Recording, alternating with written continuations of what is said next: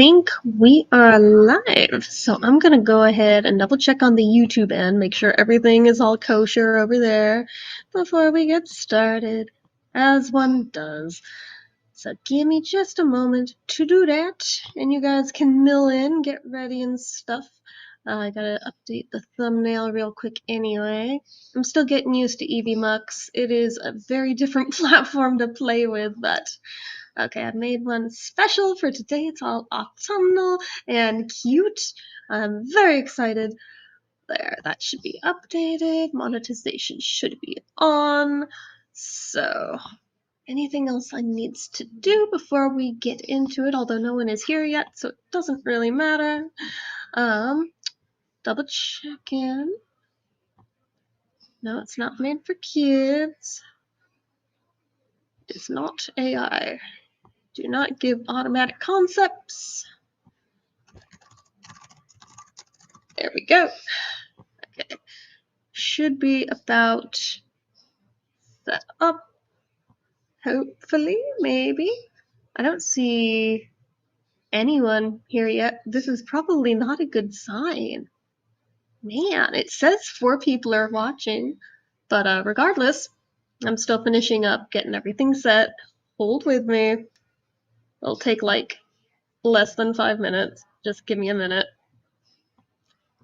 Yes, okay. Make sure the monetization is on. And then I will pin my own comment and we will get on with today. So,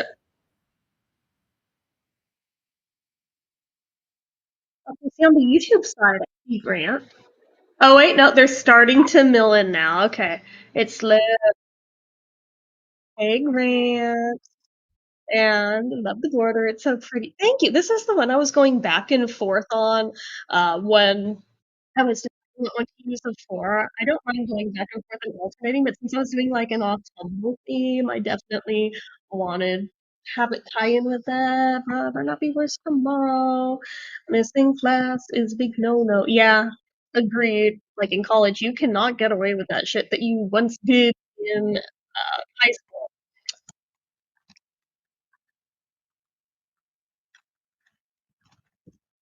All right, so we're gonna just pin that. I was meant to have another exclamation point at the end, but oh well, you'll have to just know that the energy was there, or at least it was meant to be. Okay, so we're gonna get. Wait, did hold up.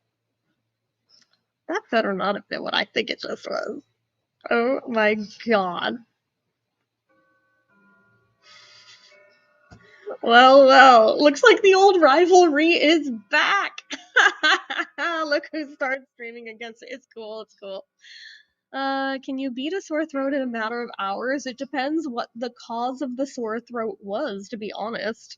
If it's illness, probably not. If it's irritation or dryness, yeah, it'll go away. But glad you're live. I was so bored. I should be doing homework, but nah, fuck it. Yeah, I don't blame you. So, as usual with these streams, I follow my own checklist of things I want to talk about, and other stuff gets peppered in by the chat. But as usual, I always have my playlists for the day that I like to share because I think I have impeccable taste, thank you. So I went with my pop girlies today, especially after watching the VMAs last night, which we're gonna talk about. Anyway, I went all in with the pop girlies. So we've got Gaga covering That's Life, like the Frank Sinatra song. Miley Cyrus doing Flowers. Cher with Gypsies, Tramps, and Thieves. Sabrina Carpenter's Go-Go Juice, which is still my favorite off the new album, by the way. Dua Lipa's These Walls. Christina Aguilera, Candyman. Marina and the Diamonds, Prima Donna. The Lady is a Tramp with Lady Gaga and Tony Bennett, because of course.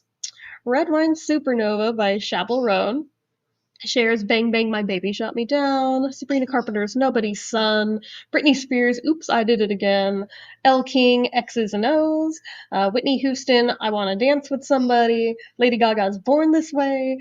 Chaperone's Hot to Go, Cher's Half Breed, Sabrina Carpenter Goodbye, Britney Spears Baby One More Time, Gwen Stefani's Hollaback Girl, Backstreet Boys Larger Than Life, Lady Gaga's Zombie Boy, Chaperone, Pink Pony Club, Cher's Dark Lady, Sabrina Carpenter's Tears, Dua Lipa's Don't Start Now, Pink's So What, Ariana Grande Popular, Lady Gaga's Edge of Glory, Chaperone Good Luck Babe, Cher's The Shoop Shoop Song, Sabrina Carpenter's House Tour, yes it is filthy, yes I love it, Dua Lipa's Dance the Night Away, Pink's Raise Your Glass, Miley Cyrus's We Can't Stop, We Won't Stop, Chaperone's My Kink is Karma, yes I know, we're noticing a theme, right?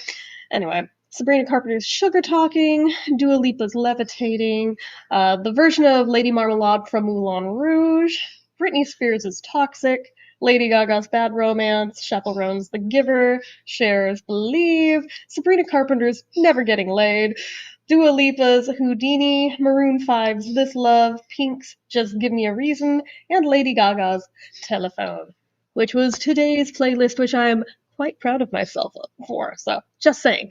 Anyways, we me, Mr. Rayo. Props for the creativity, both on the name and the avatar. That made me laugh. Cat's Eye is that girl. Would say it plurally, but it doesn't hit the same. You're right. Isn't Lady and the Tramp your favorite Disney animated movie of all time? Favorite non-princess movie at least? Yes. Why? Is this going somewhere? Anyway. So, VMA's topic. I have my links all set up in the other tab. So we're going to start up with the VMAs. Lady Gaga won 4 awards. They only televised 2 of them because they're bastards that way, but at least they televised 2. She had the first award of the night for Best Artist of the Year, which, fuck yeah, she was that girl this year. Between the Mayhem album, the tour, Coachella, everything, she is having a moment. So, oh, because you brought up Lady is a Tramp by Lady Gaga. 2 very different things. That song has nothing to do with that movie, actually. It's The Lady is a Tramp. It's a little different than The Lady and the Tramp. Oh god, kind of wish they had that in there, although there is that song Peggy Lee sings, that's, oh god, why is my brain blanking on it? He's a Tramp. Betty, will you stop licking my leg, please? It's a little weird. Thank you. Anyway, I have the puppy sister on my lap, by the way. Obligatory Betty sighting, because of course we are. Anyway, she is like, why are you holding me hostage? Okay. Anyways, so as I was saying, Lady Gaga won Best Album of the Year. She won for, was it Best Collab, I think, with Bruno Mars for Die With a Smile, which thank God that song finally won for something, because, I mean, the Grammys got completely snubbed. Most of the Night Here got completely snubbed, but it got the last one it was up for. You know who I didn't see win shit, and it tickles me to no end?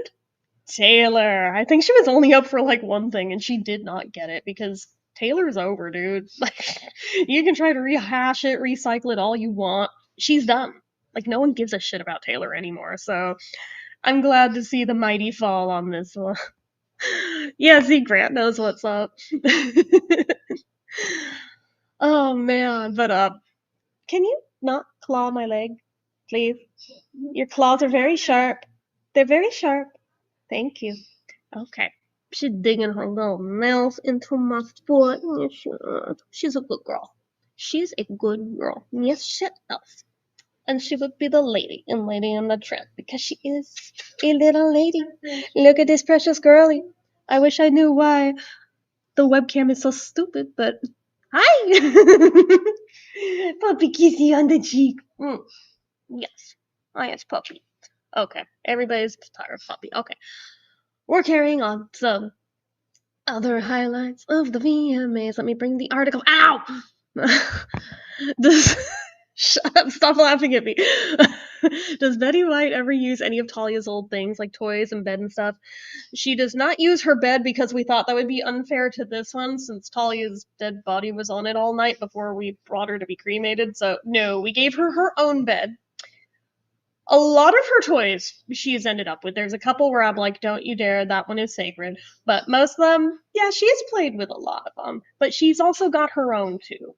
But I mean, it is bittersweet every time she destroys one of Talia's. It's like, no, another little piece of her gone. But still, at least they're being played with. At least somebody's enjoying them. That's what they're there for. As for the clothes, no. They're too small for her. Tali was a lot smaller than Betty, so Tali's clothes, with the exception of one single dress, were all way, way, way too small, and the one dress that fits on her was way, way, way too big on Talia. We tried to put it on her once, and she literally managed to, like, wiggle worm her way out of it and just, like, left it on the floor in front of my parents' bedroom door. It was epic. It's like, no, I'm sorry, this doesn't fit. I return it. Was, like, the unspoken memo. It was great, but it fits this one, but she is not into being dressed up. We still haven't managed to get a collar on her that she will tolerate. So, you know, it's like that. It's like that. Anyway, do you see Talia as Betty's heavenly mother or sister? I only asked about sister last time, but how about mother? I mean, age-wise, mother would make more sense, but I think I refer to them in my own head as puppy sisters. They are puppy sisters. Yes, they are. Yeah, she's in here being all smiley puppy. She's so cute. She's so cute. Have you ever considered having more than one dog? Honestly, if it were up to me, we'd have like 5. My dad will only allow us to have one at a time, though, because he's mean. I think she would like a puppy friend. Whatever. According to the dog food TV commercial, all dogs are part wolf. LOL. Yeah, this one likes to make it known. She is fierce. She may be tiny, but she's fierce. So, yeah, oh my god. And she's just, you see her little feet back here. Yeah, well, she's digging them into my leg every time she does it. And she's like, yes, I am the star of the show. Leg. No. Anyway. Sorry. Hey, Richard. Okay, but back to the VMA stuff. Look, I was saying, it seemed like the pattern throughout the night was most of them, at least of the televised ones, only took home 2 trophies apiece. Like Ariana Grande got 2. I think Mariah Carey only just got the Lifetime Achievement Award. Let's see here. I can pull up the article and read it off for anyone who missed it. Lady Gaga, Ariana Grande, and Sabrina Carpenter triumphed at the MTV Music Awards, taking home 2 Moonmen trophies each. Well, 4 in Gaga's case, but people didn't know about the other 2 because they didn't televise it, in a relatively muted show that once again largely celebrated female pop artists and legacy acts. Gaga, the most nominated artist of the evening with 12 nods, took home the first award at Long Island's UBS Arena, the Artist of the Year, winning over fellow superstars Taylor Swift, Bad Bunny, and Beyonce, all of whom were not in attendance.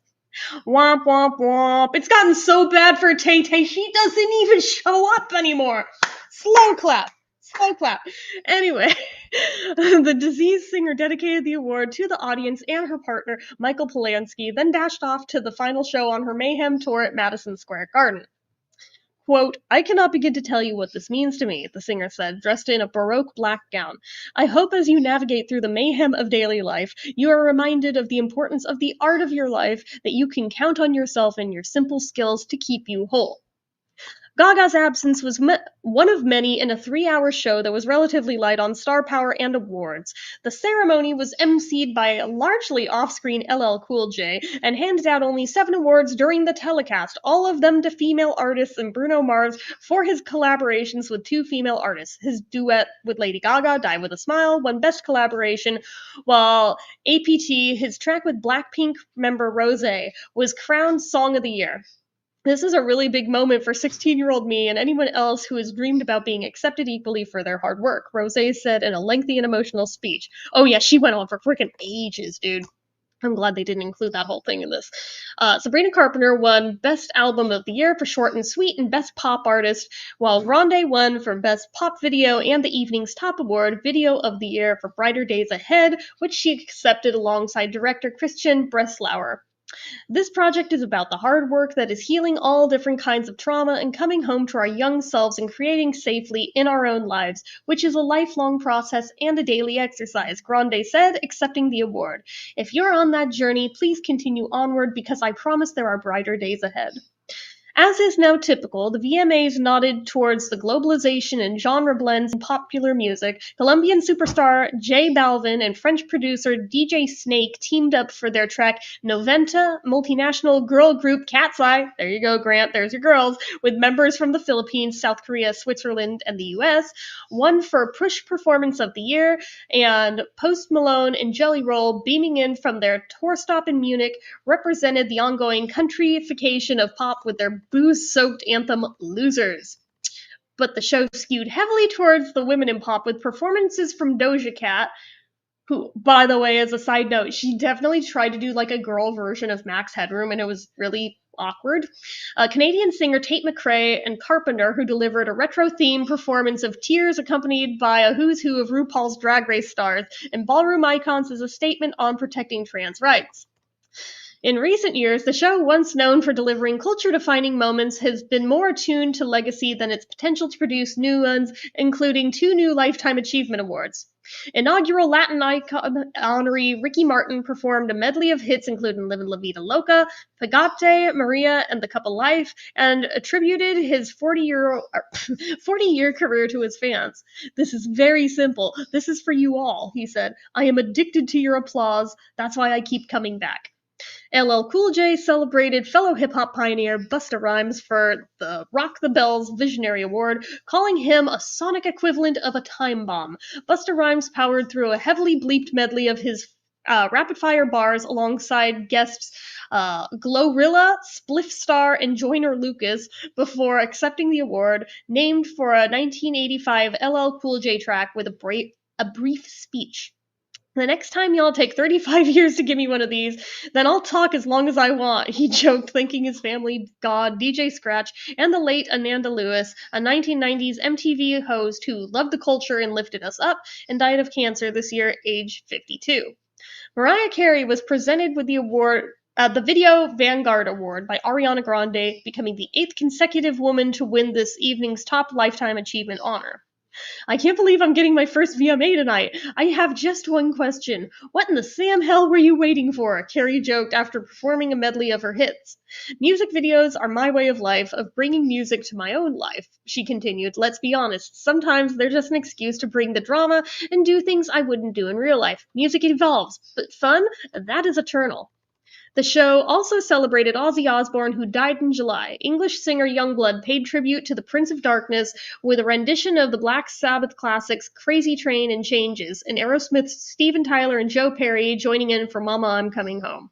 Additional performers on the night included Somber, Conan Gray, and TikTok star turned musician Alex Warren, who was awarded Best New Artist before the telecast and sang his improbable hit Ordinary, the longest running #1 of the year. So that is a pretty quick wrap up of the VMAs experience. That's here. Wait, who are you talking to? Is that your mom? Yeah, that was my mom. She walked over for a minute. Sorry. Richard says, hi, Betty. Okay, let me scroll up. Hey, Mom, one of my viewers says hi to you. She said hi back. DJ Mr. Joel, hi! He said it was a high note in Carrie's career. It was, since she literally never even got one of those awards before, but that was kind of like their way of going like, hey, here's your award, get the fuck out of here, so we never have to do this again. Let's see here. Is she the alpha dog of the house? She is the only dog of the house, so I guess by default that makes her the alpha dog. She's a little alpha puppy. But she thinks she runs everything, so yeah. And she's giving a look like, thanks? Who said thanks? I know I run everything. Even my mom whispered, she does run everything. She does! She literally does! 7 pounds of fluff and she runs the world. What can I tell ya? I do get it. Yeah, Gaga beat Taylor. I agree. Like, big bravo to that. I am so tired of Taylor. So yeah, I don't listen to Blackpink, but Jennie was my favorite member. Aw, Jennie went up. I see what you did there. Cat's eye, my girls. See, I wish it wasn't quite so slow with the text transitions, because it's like by the time I'm done reading it, I'm on to the next one. It's not even done playing it. Tate McRae. Dude, her dance was weird. She was like, I swear, at Coachella, Gaga started a whole ass trend that was like her looking like she was grinding in a litter box, right? Now Tate McRae's doing that. I'm like, oh, is this just a thing now that girls are just gonna like be in a giant litter box because Gaga did it first? And I'm like, ow, that hurts to look at for reasons I will not say, but we all know. And I'm like, no, that just looks horrible. No, thank you. Don't like that she collabed with Morgan Trumpy Wallen though. Ew. I don't even know who that is. I cried during the Aussie tribute. I missed it up a little too. It was good, especially when they showed Jack and his kids. So, do you think a Slurpee would make sore throats worse? No, I mean, the cold would probably help it a lot. It would probably make you feel a hell of a lot better. So, you should definitely do that. Sarah. Wait, I love Somber. See, I didn't even know who the hell Somber was until last night. So. He's overhated or overrated? I'm assuming you meant overhated. Unlike Benson Boone, Somber makes good music. I love how everyone just collectively hates Benson Boone. Where is this supposed fan base that this man has? Yet you look anywhere and you find haters for him. I don't get it either. I don't get it either. Benson Boone creeps me out like, what the fuck is a moonbeam ice cream? And that mustache is disgusting. I agree. Absolutely horrible looking mustache. And he just skeeves me. What? What is it? What is it, my love? Are you running back? Are you mad that you are not the center of attention? You have to fix it. All right. You are back to being the center of attention. Are you happy? Yes, my good girl. What is it? What is it? Anyway, hey James. Hope y'all are doing good. I hope you are too. We are pretty good here. Grant says, I love it when people parody Benson Boone's song and make fun of it. People made Goonbeam Ice. Ew! Oh no! Oh god. That just made my skin crawl. No thank you. That's awful. Alright. Eddie Haskell, what is his Abraham? That's a nice dress you have on today. Do you think sugary drinks would make sore throats worse? No. Again, if anything, it helps coat it a little. So don't be afraid to drink things with sugar just because you have a sore throat. You'll be fine. If anything, you might be surprised that it alleviates a little bit. See, that was the first show or award show I watched in forever. That's a lie. You watched the Grammys along with me, Richard. That's a bold-faced lie. That was this year. Benson Boone's fandom is just white Christian teen girls. Of fucking course they are. Oh, man. So that was only like the first topic of the day. Let's see here. Do you think pizza would make a throat worse, though? Pizza might, because the acidity in the pizza sauce. So actually, yeah, that and the roughness of the crust. I wouldn't do pizza if you have a sore throat. So I low-key want 7-Eleven pizza to go with the Slurpee. Why not get, like, 7-Eleven lasagna? Is that a thing? I don't even know. I don't buy food there. Because I'm banned from there for life. Anyway, so remember how the Who went and like started postponing a bunch of gigs, or at least it felt like a bunch of them because it was right at the start of the tour, and we were like, oh, okay, so those had poor attendance and they got canned. I'm eating my words. I have no problem eating crow. They have rescheduled them. The one for Philadelphia has been rescheduled to September 10th, and the one for Atlantic City is now September 12th. FYI, in case you had tickets, they're still good. Go on those nights. I know you have like virtually no warning of them just saying it, but I respect the way they did that because they didn't throw them at the end of the tour. They made a very concerted effort to make sure the Vegas date specifically was the last date of the tour because that is where Entwistle died and everything. It feels fitting to end the Who where Entwistle ended, essentially. So I'm glad they did it this way, because if they had added it after that, I'd be so freaking pissed on behalf of a lot of people.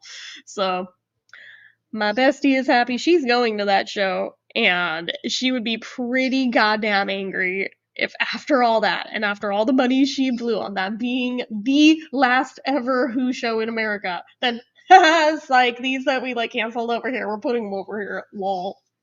No, they did this respectably. Hi, whoa, sup? All right, let's not pull the top down, Betty. Anyway, we're just like, oh, okay, I forgot about the Grammys. You're right, you did forget about the Grammys, but I know for a fact you watched them along with me because we were going on about Gaga then too. I wish.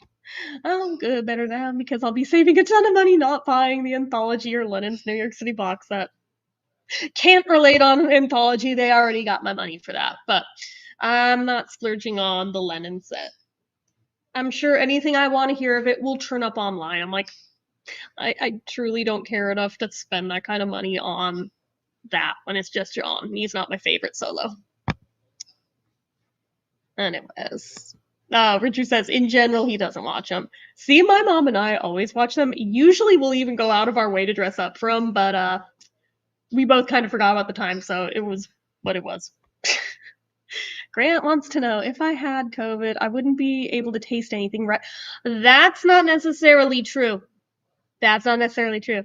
I mean, if you lose the sense of smell and taste, that's often a good indicator that what you have is COVID. However, just because you have COVID doesn't necessarily mean you'll lose the sense of smell and taste. Knock wood, back when I had it, I never lost mine.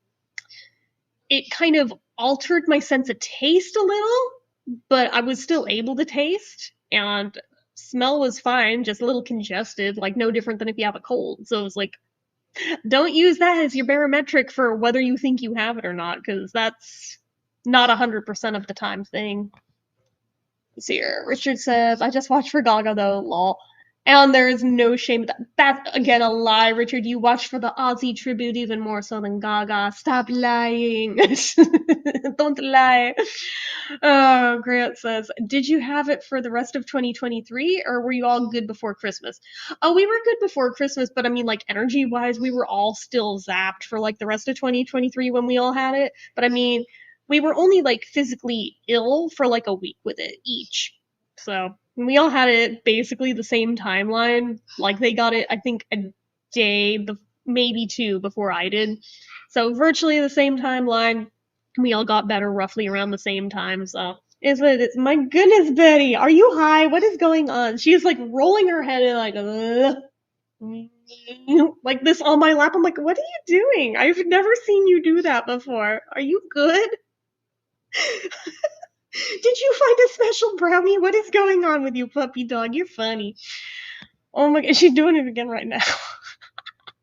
I'm just waiting for John's Walls and Bridges and 33 and a third from George, hopefully next year. Is there any plans for those happening, or is that just wishful thinking? Because actually, I would be intrigued in 33 and a third.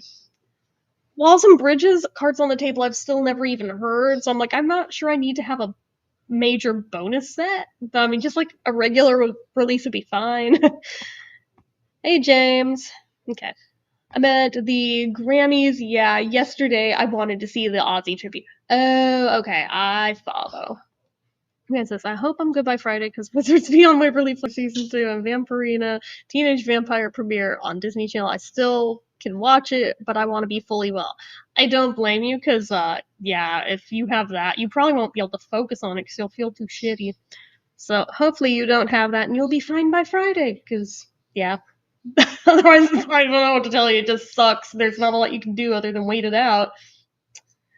Anyway, fluffy duck. Do you want down or are you good? What do you want? I got a shoulder run here, puppy. Anyway, so we all know about Tay-Tay getting engaged. No one gives a shit at this point. Have you seen The Rock, though? Because I have to show you that. I must. I'm petty. I have to show it. Oh, how do I do that again? No, not share screen. Share media. There it is. Give me a minute. Doggy, what are you doing? What are you doing, baby? Okay. Screenshots and Tay-Tay's ring. Here we fucking go. Add to scene. So that's Taylor Swift's ring. It looks pretty gaudy and honestly bad, in my opinion, but apparently this thing has gone trendy viral, which is insane to me.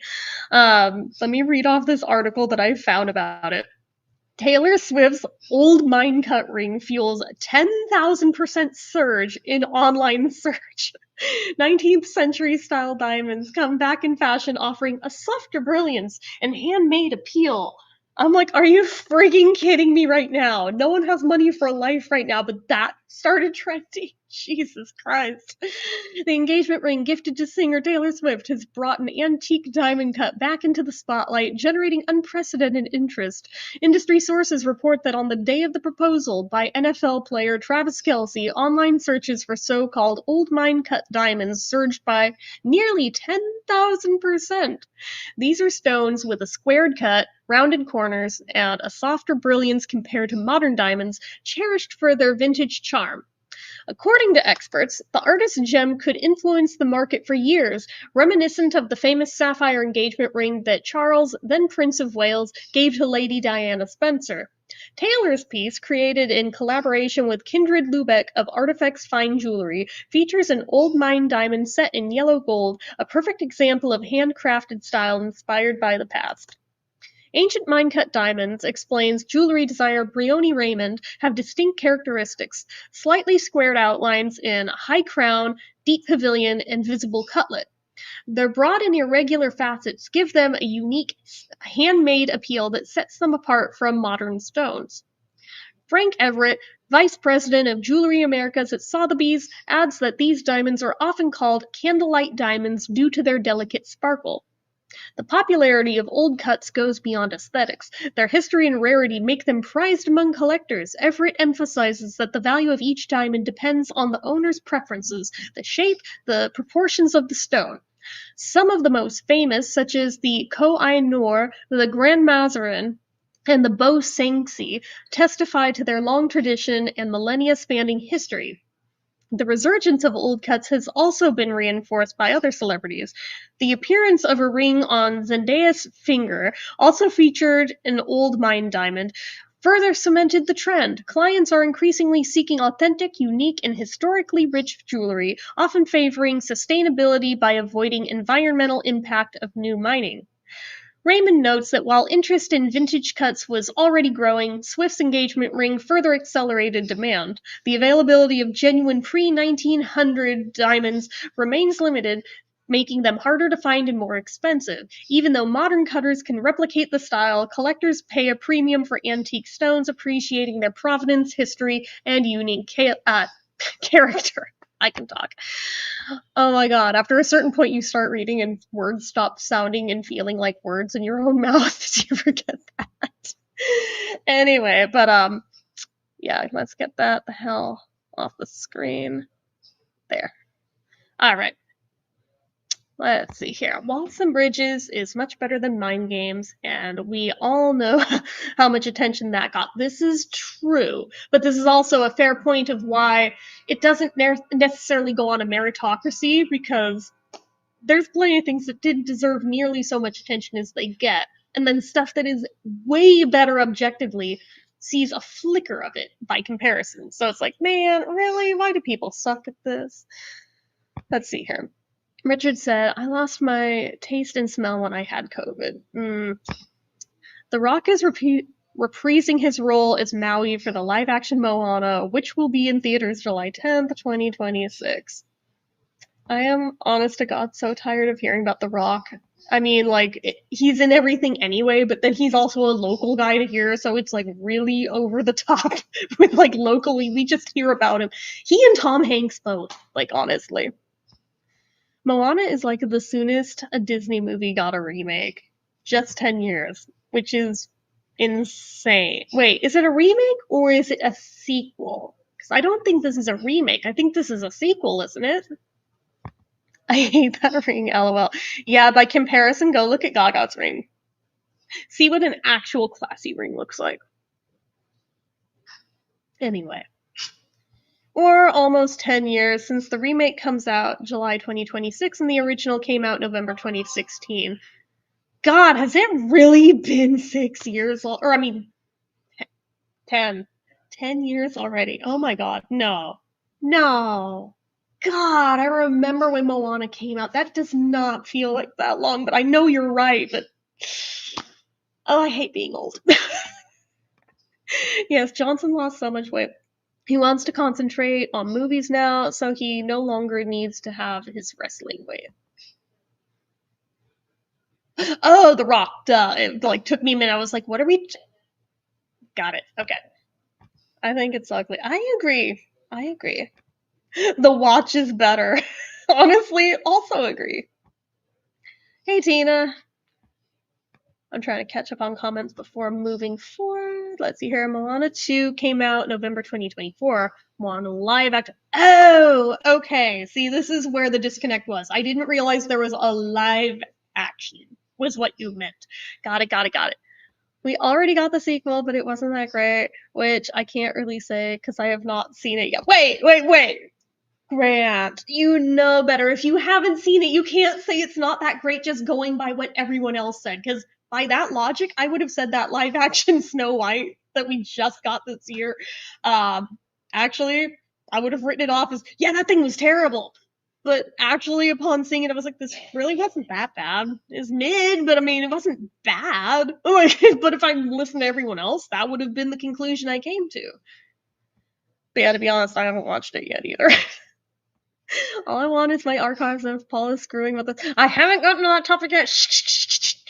Richard, don't spoil the surprise ending. But anyway, we're not even close to that topic yet. We'll get there. Anyways. I'm like, wait, no, shut up. But yes, he actually was the one that kicked that article when we get to it. Well, not article. There's no article surrounding it, but he brought it to my attention that it's a thing. So anyway. So, going back... Oh, wrong window. This is what happens when you have 3 browsers open. Oh no, you're good.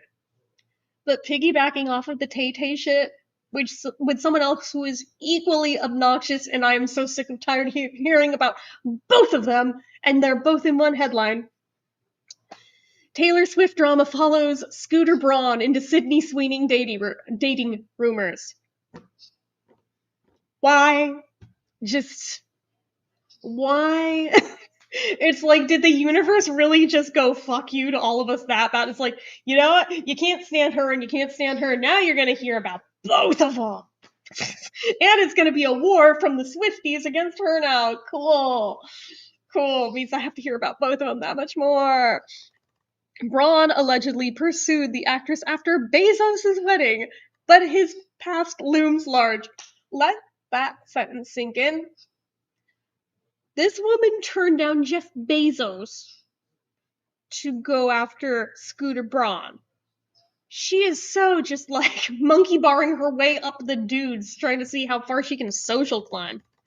Anyway, Scooter Braun is once again at the center of Hollywood chatter, but this time it's not about Taylor Swift. The 44-year-old musician executive, best known for managing Justin Bieber, that's why I knew him, and Ariana Grande, reportedly became obsessed with Euphoria star Sydney Sweeney after meeting her at Jeff Bezos and Lauren Sanchez's extravagant wedding in Venice this June, according to Page 6.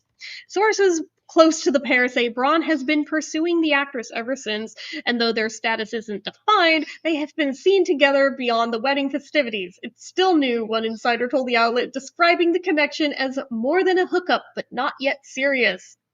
The Swift cloud still looms for Braun. Romance rumors arrive with extra baggage. His name is still synonymous with one of the most talked about music battles with the last decade, or of the last decade. I can talk. His 2019 acquisition of Big Machine label group, which gave him control of Taylor Swift's master recordings. Hence the re-recording of everything as Taylor's version. Swift condemned the deal as her worst-case scenario, accusing Braun of manipulative tactics. The fallout turned into a cultural flashpoint. Swift re-recorded her catalog, reclaiming ownership in what Billboard called a watershed moment for artists' rights. That history makes Braun a polarizing figure, and any new relationship he enters tends to come under a brighter spotlight. On the other side of the story is Sweeney, one of Hollywood's most in-demand young talents. Gag me. Fresh off her breakout as Cassie Howard in HBO's Euphoria, she headlined the romantic comedy Anyone But You, which became a sleeper box office hit. She had been engaged to Chicago businessman Jonathan Davino, but the pair split earlier this year, opening the door to speculation about her personal life. The Bezos wedding was already a whirlwind of celebrity encounters. Sweeney was reportedly seen spending time with Tom Brady and Orlando Bloom. Wait. Did I just figure out why Katy Perry and Orlando Bloom divorced? It's because Sydney Sweeney was the one he cheated with. And you know what? As much as I don't like Sydney Sweeney, valid. Anyway, during the day's long Italian celebration, but Braun was the one who kept following up.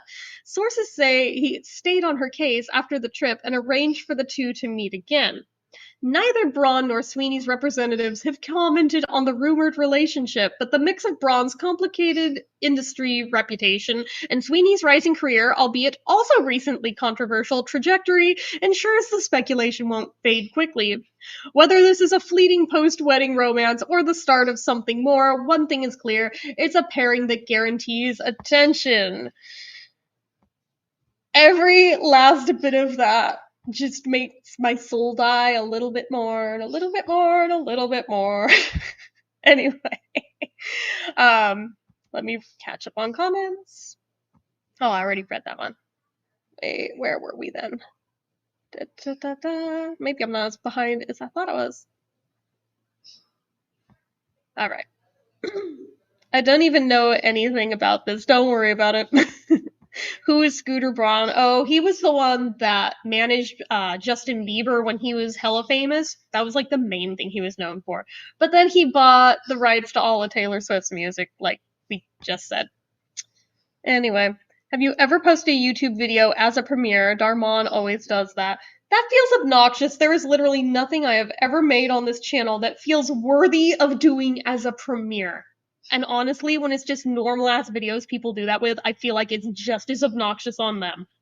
I will not do that to you guys unless I have something that actually validly feels like that big of a deal to bring attention to.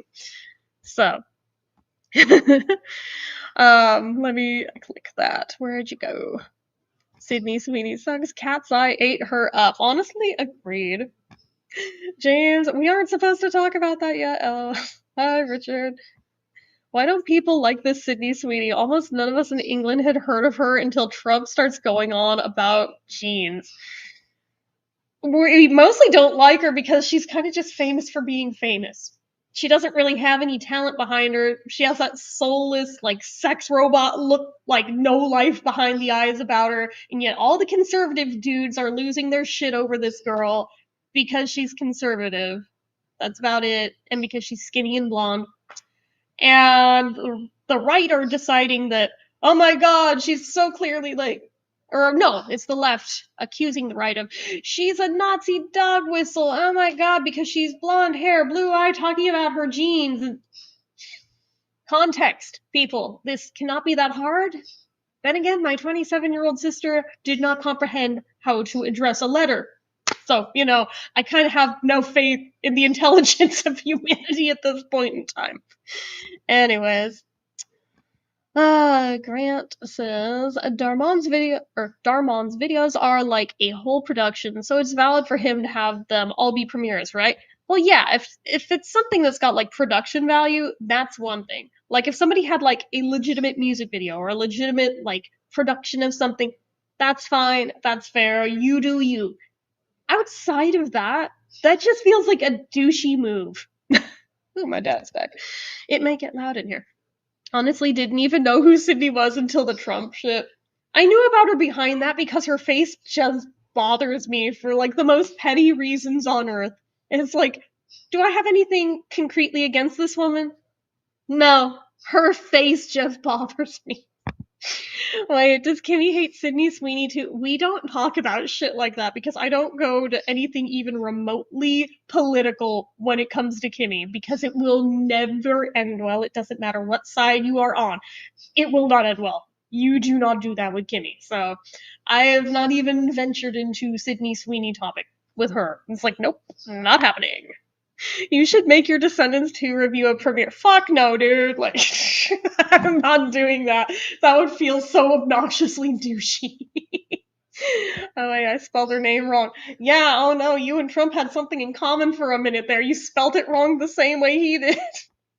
I would love to talk about politics with Kimmy. I would definitely agree with her. Oh, even if you agree with her, it still won't end well for you because there will undoubtedly be something that she has some just horrifically bad take on, and just you will not see eye to eye on it. And just she'll rage quit every fucking time and act like you're Satan. That is how she rolls if you go even remotely political with Kimmy. It's like launching a nuke every time. Every time. Like, you cannot do it with her. She can't handle it. Mewtwo premiere countdown music is so catchy, though. It's catchy, but it can be catchy for people who have something worthy of using it. I am not that person. Anyway, has she ever said something problematic about LGBTQ? Not in her adult life. When she was a teenager, she used to, but I mean, I blame that not even Catholic, the Christian youth group she was a member of because they were really like pushing that. So I was like, okay, I don't hold that against her. I get it. That's the indoctrination that was going on. But anyway, you know I'm the worst speller ever. No, you're not. I've seen worse. I've seen so much worse. My dad has improved with age, but he used to notoriously be like the world's worst speller. I still have my cassette tapes that he made me when I was a little kid of Beatle albums before I had my own proper copies of them. But he didn't want me to like damage CDs or vinyls, so he would always record them onto a cassette for me and give me the cassette because he figured, what's the worst a kid can do with a cassette? Fair. So the spellings of the labels on every last one of them, not a one exists without spelling errors. But my favorite, the creme de la creme, I still own it. The creme de la creme was him trying to spell Sgt. Pepper's Lonely Hearts Club Band. I don't think there was like more than a single word spelled correctly in there. But like, bless him for trying, but just, my god. See here, let's see Kimmy and your dad. Oh no, no, no, no, no, no. Not happening. I am not doing that. Back when my grandpa was still alive, I definitely half debated like sneakily setting up a camera and just like filming like the fray that would go down as soon as politics came up because like they near got into physical shit, like they would go off so bad at one another, and then my dad would get into it, and then his brother would. It was a fucking nightmare every damn time, and it was like, why? Just why? It's why for years I didn't even delve into like researching those topics. I was like, if this is what politics does to people, I want no fucking part of that. Jesus Christ. Why stress yourself out over shit you can't change anyway? Fuck that. Over time, I finally got to a point where it's like, at least I know what's going on now, but I still kind of have the same attitude of, dude, if this is what politics do to people, maybe we should just not fucking go there, you know? Anyway. Has Kimmy ever gotten physical in political fights? Let us not forget that is what literally got me thrown through that table shortly after I started working at Mod. Because it went political, and she literally threw me through the fucking table. So, yes, she has gotten physical. She's a diva. We love her over here. Oh, we still love her. Of course we love her. And she did make it right by replacing my table that she threw me through, so with an identical one, so I really can't complain too much. But joke's on her, my dad was able to fix the original one, so now I have two. Anyway. But yeah, anything with Sydney Sweeney is just like immediately mind-numbingly stupid and dumb. But anyway, on to our next story. The actress Chloe Grace Moretz and the model Kate Harrison got married. We love ourselves a good lesbian wedding, do we not? And they're both gorgeous.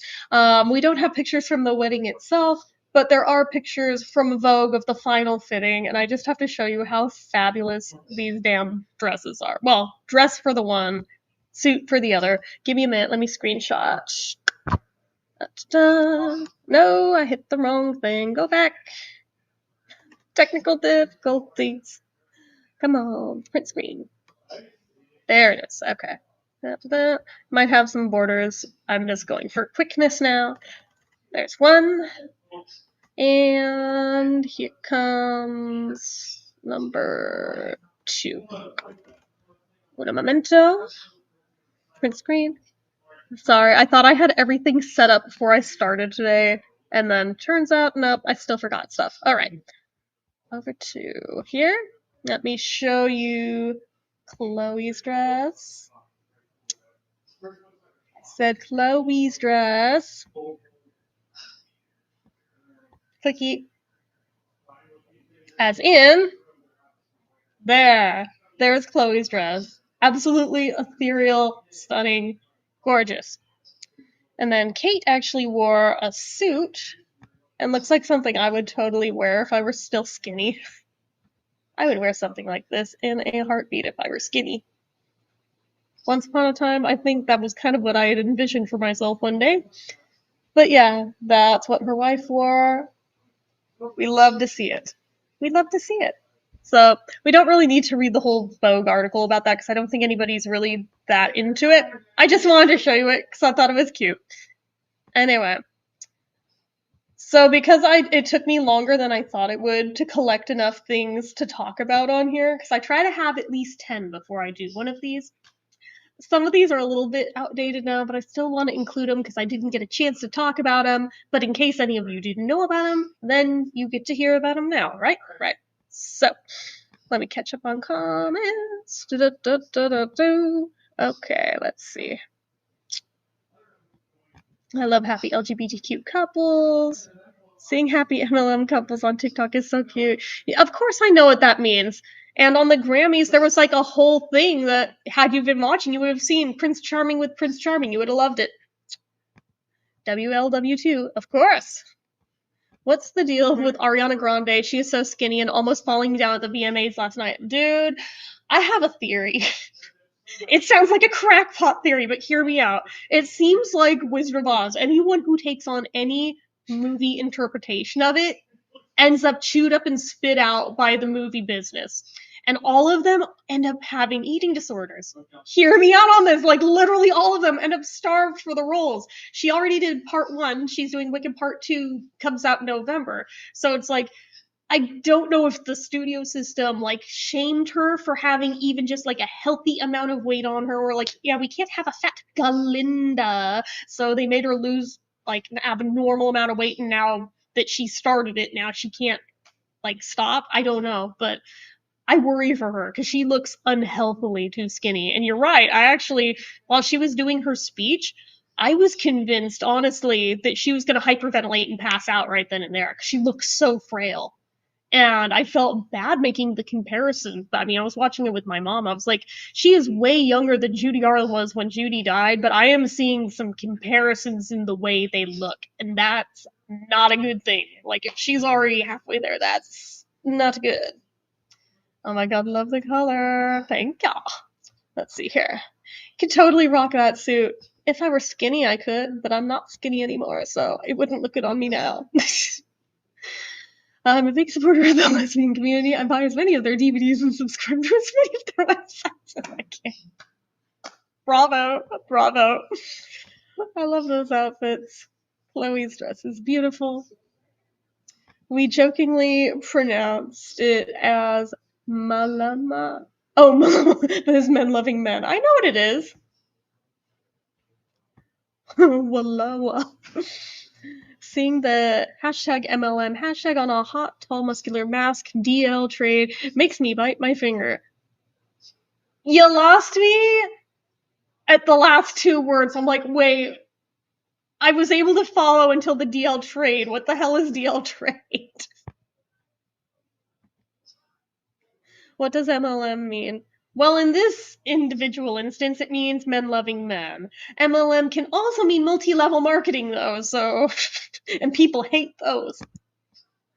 Yeah, there you go. Yes, Ariana didn't look good. She did not. She looked very, very sickly.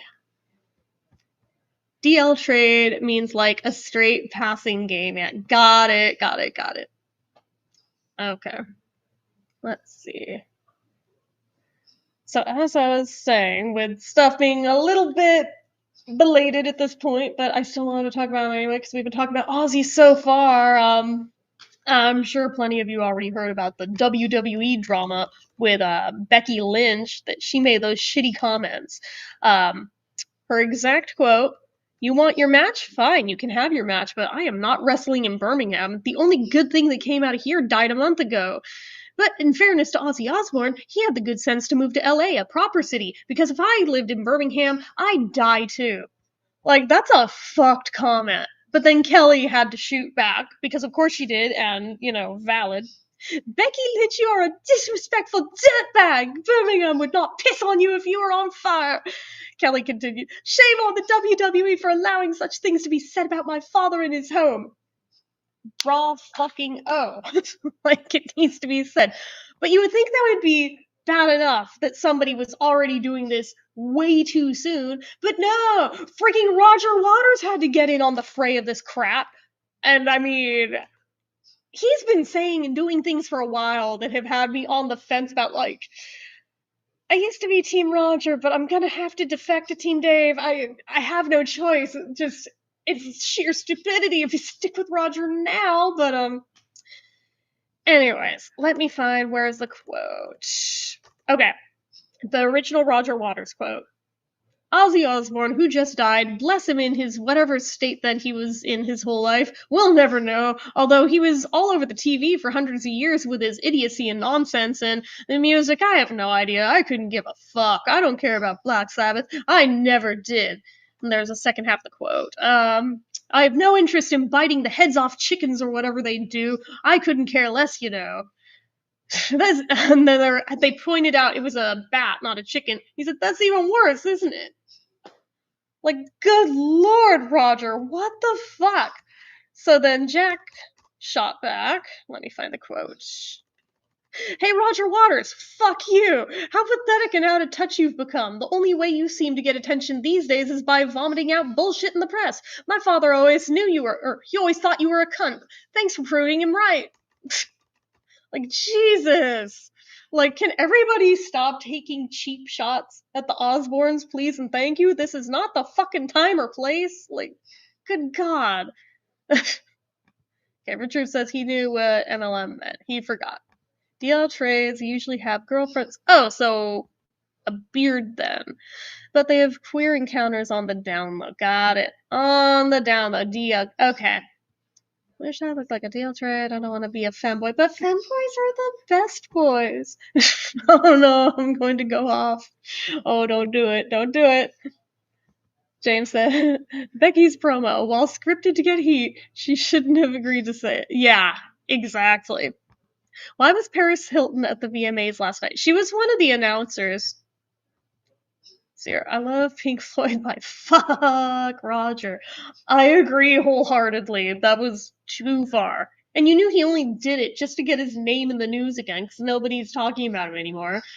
Ever since, oh yeah, interest died out with the whole thing of, he pissed off like a terrorist group, and now he's being lumped in with them, and he might go to jail for something. It's like, yeah, that didn't even get attention on him, so now he's like, fine, I'll shit on Ozzy. It's like, he's just reeking of desperation at this point. It's beyond sad.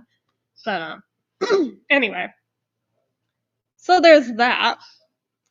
But then we have a happy Kelly Osbourne story too, an unexpected one that I can't say as I was expecting, but this one just dropped this morning. Kelly Osbourne reveals how she's found her smile again after Ozzy Osbourne's death. The late Ozzy Osbourne's daughter, Kelly Osbourne, has told fans that she's found her smile again following his death 2 months ago. She shared this morning that she has now found something that makes her truly feel happy. It was announced in July that musician Ozzy had died, aged 76, less than 3 weeks after his farewell concert with the band Black Sabbath. The news of his death was shared by his wife Sharon Osbourne and 4 of his children, including Kelly, 40, in a statement on the day that he died. Kelly has spoken about grieving the loss of her father and paid tribute to him, including describing him as her best friend since then. She's now said on Instagram that she has found her smile again amidst sadness and grief. Let me see here. Let's pull this up. Oh, I can't zoom in on that? Alright. I'll try to squint it. In all my sadness and grief, I have found something that truly makes me happy. I never thought I would find my smile again through falconry, but I did. Yes, you heard that right. I absolutely love being with the birds. I shit you not.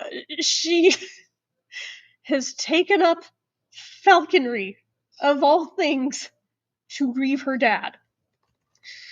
Kelly said that falconry, which typically involves training and flying falcons or other birds of prey, sometimes to hunt other animals, has been making her feel happy lately. She shared footage of herself with some trained birds in a field. One video showed a falcon flying over to Kelly, who was wearing a glove, before eating something that was on the glove. Another clip showed an owl flying away from Kelly before returning and seemingly being rewarded. Alongside a photo of herself with an owl perched on her hand, Kelly's... Okay, I already read that part.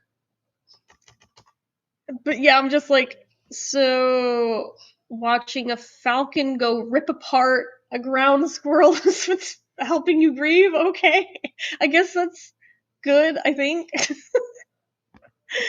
Roger's best friends with William.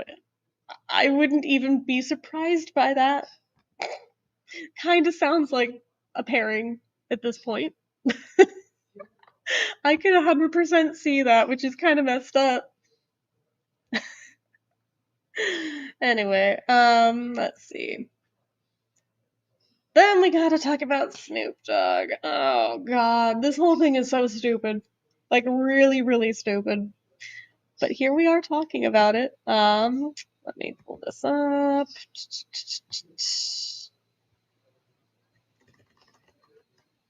Like, this article explains even, like, the backstory as well. So, the headline alone is, Snoop Dogg rep says rapper's apology for homophobic remarks is actually fake.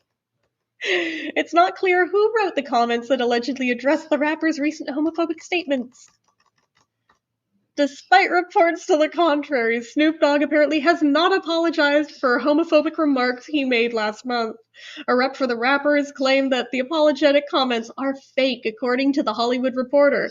Snoop Dogg, whose real name is Calvin Cortazar Broadus Jr., previously said that he was scared to go to the movies after seeing a same-sex couple with a baby in the film Lightyear, which he was watching with his grandson. My grandson, in the middle of the movie, is like, Papa Snoop, how does she have a baby with a woman? She a woman. I love that his grandkid calls him Papa Snoop, by the way. We need to pause and appreciate that. He said during an appearance on the It's Giving podcast in August. I didn't come for this shit. I just came to watch the goddamn movie. They just said she and she had a baby. They both women. How did she have a baby? The rapper continued as he imitated his grandson. I'm like scared to go to the movies. Y'all throwing me in the middle of shit that I don't have an answer for.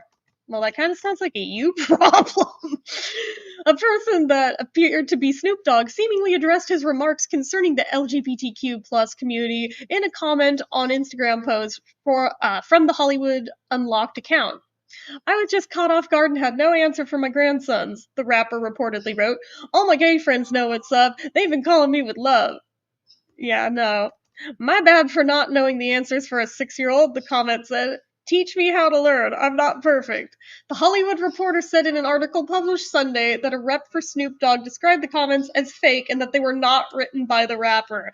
Sources close to the rapper also told Deadline that the comments, which appear to be made by Snoop's verified Instagram account, were not written by anyone on his team either.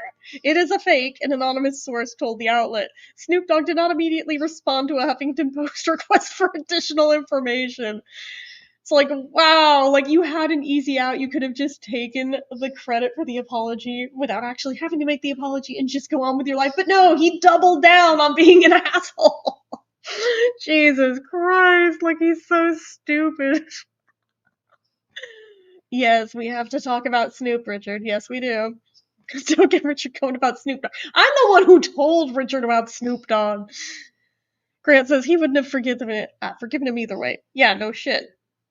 Is Papa Snoop in the Smurfs? He should be. Never thought of that before, but that would be a little too perfect, actually. Yes, that's his problem, I agree. Playhouse stopped by. Hey, Uncle Paul. Richard says, so that BS apology wasn't even his. Nope. Wasn't even his. Wasn't even anyone on his team. Like, this is just mind-blowingly stupid, you know? But if that wasn't stupid enough, Roblox introduces 18 plus section for restricted experiences, tightening child safety rules. And yes, it comes back to Chris Hansen. I thought this was a joke when I stumbled on this one. Roblox restricts adult-only experiences to users 18 plus, as Chris Hansen highlights safety concerns in new documentary. Let's just sit with that for a moment. Digest what we just read. And that's just the sub-headline. Roblox has announced a new policy introducing an adults-only section for experiences labeled with the restricted maturity tag, limiting access strictly to users aged 18 and over. Under the updated rules, players under 18 will no longer see restricted content in searches or recommendations, which, frankly, good. Later this year, full access will be blocked for those users entirely. Roblox confirmed that the policy also applies to developers. Creators under 18 will still be able to access restricted projects they previously published, but only users aged 18 or older will be permitted to upload new experiences carrying the label. The move follows ongoing scrutiny over child safety on the platform. Earlier this month, on August 11th, Roblox banned YouTuber Schlepp, known for posting predator hunter content. In addition to the ban, the company issued a cease and desist letter accusing the creator of simulated child endangerment conversations, sharing or soliciting personally identifiable information, and encouraging users to move conversations off platform. Schlepp, who has more than 600,000 subscribers, claimed his work contributed to 6 arrests over the past year. Roblox's decision to ban the YouTuber has drawn debate among players and parents concerned about how the platform manages safety. Adding to the discussion is television journalist Chris Hansen, best known for hosting NBC's To Catch a Predator. Hansen has announced he is focusing on Roblox in an upcoming documentary and has reached out to Schlepp to contribute to the investigation. The rollout of 18 plus section marks Roblox's latest effort to balance creative freedom with safeguarding younger users as scrutiny over safety policies continues. I told you it all comes back to Chris Hansen. Again, I thought this was a frigging joke when I heard about it. Nope, this happened. This happened. Well, we talked about the VMAs earlier, so you can always rewind this back and see what all we said about it, but I'm very happy with Gaga getting some wins. Gotta love that.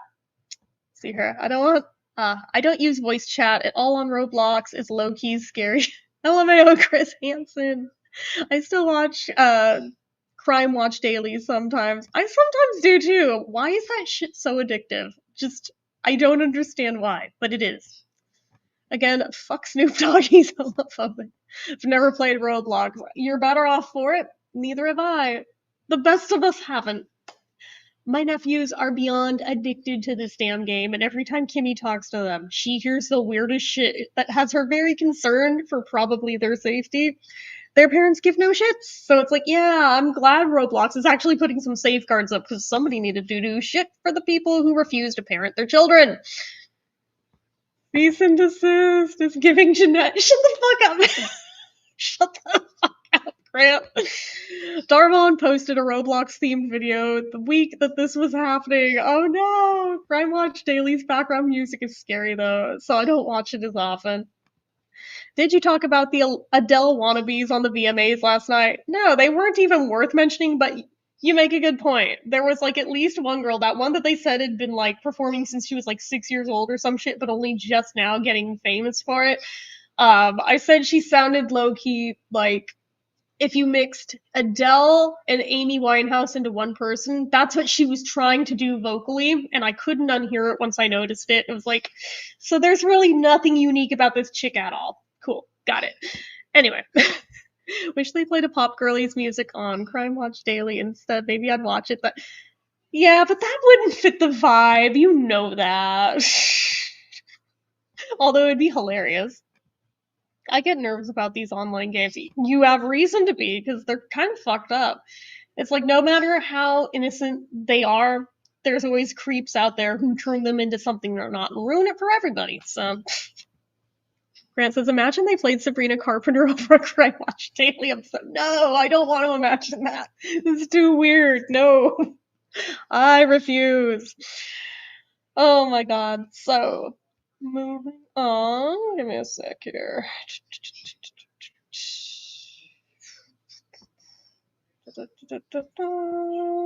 Pulling it up. We're gonna talk about Kim Kardashian and how dumb she is, but we already knew that. So, let's go back to... Wait. Hold on. You have no idea who you're talking to. There's... Yeah, exactly. That's exactly it. And given that they're kids on these platforms, that's fucked up. You think the music on Crime Watch Daily is scary? I should screen record examples. You don't need to. I know what you're talking about, and I agree that it's creepy. That's like the point of why they use it on true crime videos, because it's creepy. I don't play them. I know you don't, but here's the thing. If your laptop were fixed, are you telling me you wouldn't play some of them if they were free? I think you would. Okay. Anyway. Kim Kardashian apparently doesn't believe in homework for her kids. Yes, I'm sure this is going to end so well for all involved. Kim Kardashian, who shares kids Northwest 12, Saint West 9, Chicago West 7, and Psalm West 5, with ex-husband Kanye West, detailed why she doesn't believe in giving kids homework. Kim Kardashian's sharing her thoughts on the education system. God, do we have to? Indeed, the Kardashian star, who shares... Okay, we just went through that. Admitted she doesn't believe in homework. I'm gonna tell you why, Kim explained during a recent appearance on K. Sanat's Mafiathon 3 livestream. Kids are in school for 8 hours a day. The 44-year-old went on to emphasize that so much of her kids' time is already devoted to academics. When they come home, they do sports, have a life, spend time with their family. She continued, I think that homework should be left for in school. That doesn't even make sense. Homework is done at home, therefore... Well, anyway, beyond Kim's latest controversial take on education, her sisters Kourtney Kardashian and Khloe Kardashian recently expressed a few unconventional thoughts of their own. Indeed, the Poosh founder, who shares kids Mason Disick 15, Penelope Disick 13, and Rain Disick 10, with ex Scott Disick, as well as Rocky Barker 22 months with Travis Barker, explained why she thinks going to school is so dated. Oh, dear God. I told you, the next generation's fucked. I love to go against the grain, she told Khloe during a May episode of her Khloe in Wonderland podcast. I think living authentically is not conforming to whatever it is. It's like if someone does the same thing every day, I do it with everything. It's not about our family. Let's say the school system. I'll think, why do kids fucking go to school? Truly, it's so dated. That is the most airhead thing I've ever read, but whatever. And she wasn't alone in considering the idea of homeschooling her children as Khloe, who shares True Thompson 7 and Tatum Thompson 3 with Tristan Thompson, confirmed that she's also a homeschool person. But while the famous family might have a few hot takes surrounding education, Kim recently celebrated her own academic milestone, graduating from law school. The jokes write them fucking selves! After 6 years of legal training, the reality star threw a small commencement ceremony with family and friends, including her pal Van Jones, complete with place settings made from her old study notes. Jesus Christ. I mean, she's following the family footsteps, I suppose, but the irony, you don't believe in homework, reads more as, oh, you had homework for the first time in your life and now you're mad about it. Got it. Got it. But it doesn't end there with Kim Kardashian being stupid and controversial. No. But let me catch up on the comments first. Alex Murphy Case was the first episode I watched. Probably right. Okay, is it just those two comments? Nope, there's more. Da, da, da, da, da. Oh, wait. Lexus Murphy was 17, went out to get her hair done for senior pictures, and an ugly troll named Randy Taylor abducted her and murdered her in his camper. Jesus Christ! The fuck you leaving on my channel, dude?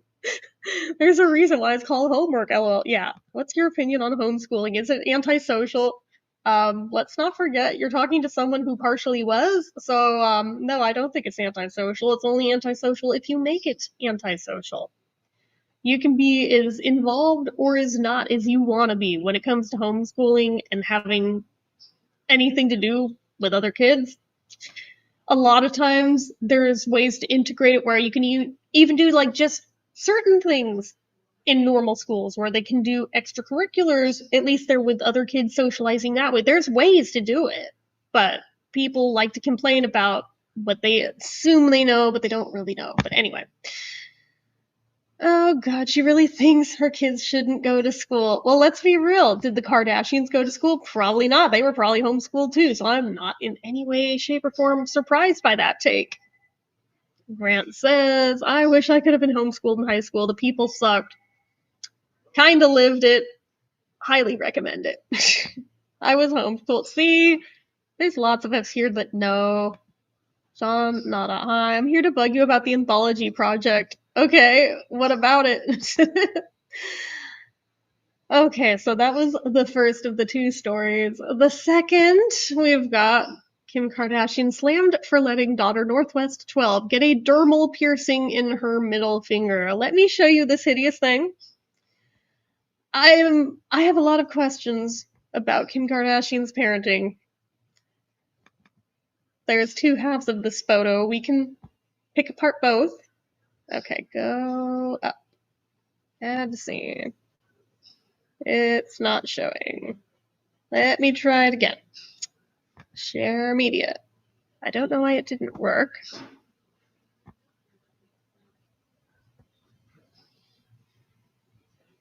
Really? It really doesn't want to work with that one. Okay. Never mind. I'll try the other one I saved then.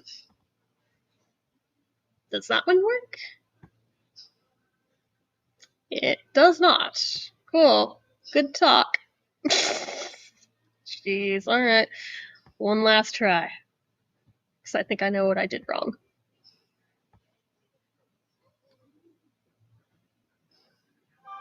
Nope. Okay. We're giving up on trying to show the picture. Well, you can Google a picture of it if you really want to. Anyway, wait. Opinions on differences between the Sorcerer's Stone? I have no idea what those are. I wasn't saying homeschooled. She sounded like she was saying kids shouldn't do school in general, or did I interpret it wrong? No, you didn't interpret it wrong, I don't think, although there was a point where they mentioned homeschool, but it kind of made it sound like she also believes in unschooling, so it's like, that's not the greatest take to have, but anyway. Yeah, basically, there's a, maybe I can screenshot it and it'll work. Let's try it that way. Just a minute, I'm gonna try it this way, see if I have better luck. Okay, that's one picture, where's the other? There's the other. And screen, da-dump. Okay, so I'm gonna try from this. Okay, will it work? Maybe? Yes, okay. This was allowed on a 12-year-old. Let that sink in. A frigging dermal piercing that likely won't even heal right. On a 12-year-old. Also, can we talk about whatever the hell's going on with that? It looks like she has a piece of metal going through her nail as well. Look at her thumbnail. How would you even accomplish anything with that being a thing? Like, dear God. But if that weren't bad enough, look at how she lets her go out of the house. At, may I remind you, 12. She's fucking 12. And she's dressing her like a prostitute. So, I am not trying to be that girl who's officially old now and going, oh my god, that's too scandalous for a child to wear. But dude, do you remember what it was like to be 12? There is no reason on this earth you should be dressing a 12-year-old like that. What the fuck is wrong with you? Yeah, I agree, Grant. It is so gross. And Richard's going, what? Okay, so the article that accompanies this, oh god, it's so gross. Kim Kardashian is coming under fire for North West's new piercing. While the Skims founder and her 12-year-old daughter were recently vacationing in Rome, eagle-eyed fans spotted what appears to be a dermal piercing on North's middle finger, also known as microdermal piercings or single-point piercings. Dermal piercings lie flat against the skin and don't have a separate entry and exit point. In photos snapped on August 23rd, Kardashian, 44, wore a black bodycon silk dress while North wore a black corset, skirt, and knee-high boots. The tween's electric blue hair was styled in two ponytails that reached below her waist. In addition to her fresh piercing, she accessorized with a heart-shaped purse, glasses, and lots of bracelets. In a TikTok posted on the mother-daughter's duo joint account, the pair showed off their outfits as they danced to Destroy Lonely's If Looks Could Kill. The fashion moment is coming under fire, with many fans saying that North is too young for a dermal piercing, which some say can be more painful and prone to infection than other types of piercings. One user called out the piercing in a Keeping Up with the Kardashians subreddit, prompting many to criticize Kardashian. She's 12. What the fuck is Kim doing? One user wrote. Who the fuck lets their 12-year-old have piercings? And who the fuck pierces a 12-year-old? My kid doesn't even have her ears pierced at 12, said another. Here's the thing. It's not illegal for a 12-year-old to get a piercing if the parent is there. There's no accounting for stupid. So, I mean, if the parent's dumb enough to be like, yeah, pierce my kid, no one's stopping them. Others expressed their concern about the healing process. One user shared, that makes me wince just looking at it. It must be so irritating and in the perfect place to be infected all the time, said another user. That's going to be impossible to heal. Honestly, that's what I thought of too. Brian Keith Thompson, professional piercer and owner of Body Electric Tattoo in Los Angeles, tells people that he requires clients to be 18 years old to get a dermal piercing because it takes a level of maturity to get through the healing process. However, he adds that they're not dangerous. I call bullshit. If this girl loses a finger, heads will roll. Anyway, the only risk of a dermal on the finger is that it can be ripped out very easily, Thompson explains. Kardashian, who is also mom to Psalm, Chicago, and Saint, has spoken about her oldest daughter being a big critiquer of her fashion looks. While speaking with Vogue's correspondent Emma Chamberlain on the blue carpet at the 2025 Met Gala, Kardashian insinuated that her daughter was embodying the spirit of fashion icon Joan Rivers. She's a big critiquer, but it's pretty good, her critiquing, she said when Chamberlain asked her what North has taught her about fashion. But, just be yourself, right? She's also, I think, in a really positive place, like a vibe right now, where she's just like, hey, even if that's not my style, I'm not going to critique that because just be you. And if you like that, then that's what you should be into. So I love that energy. And so she was such a positive force tonight. Like, it was great, Kardashian concluded. My brain hurts after reading that. I can only handle so much stupid at a time, and I know I'm stupid, but dear God, what the fuck? What the fuck did I just read? Jesus, I can't believe she let her daughter do that. Yeah, where's CPS when you need him? You're right, Grant is freaking gross. Hey, Martin. I've thought of another question. Oh, what's the new question? So that's mean that thing won't come off. I don't know anything about piercing. See, I had never even heard of that type of piercing, so I don't quite understand what she just did there. Jonathan D. Phoenix. Hey, Jen. Hi, Jonathan. Martin says, Paul got drunk at a party and wrote something on a bit of paper and gave it to Mel. What did it say? There are 7 levels. Did I win? Did I win a cookie? Tell me I'm right, because I know I'm right. I'll wait.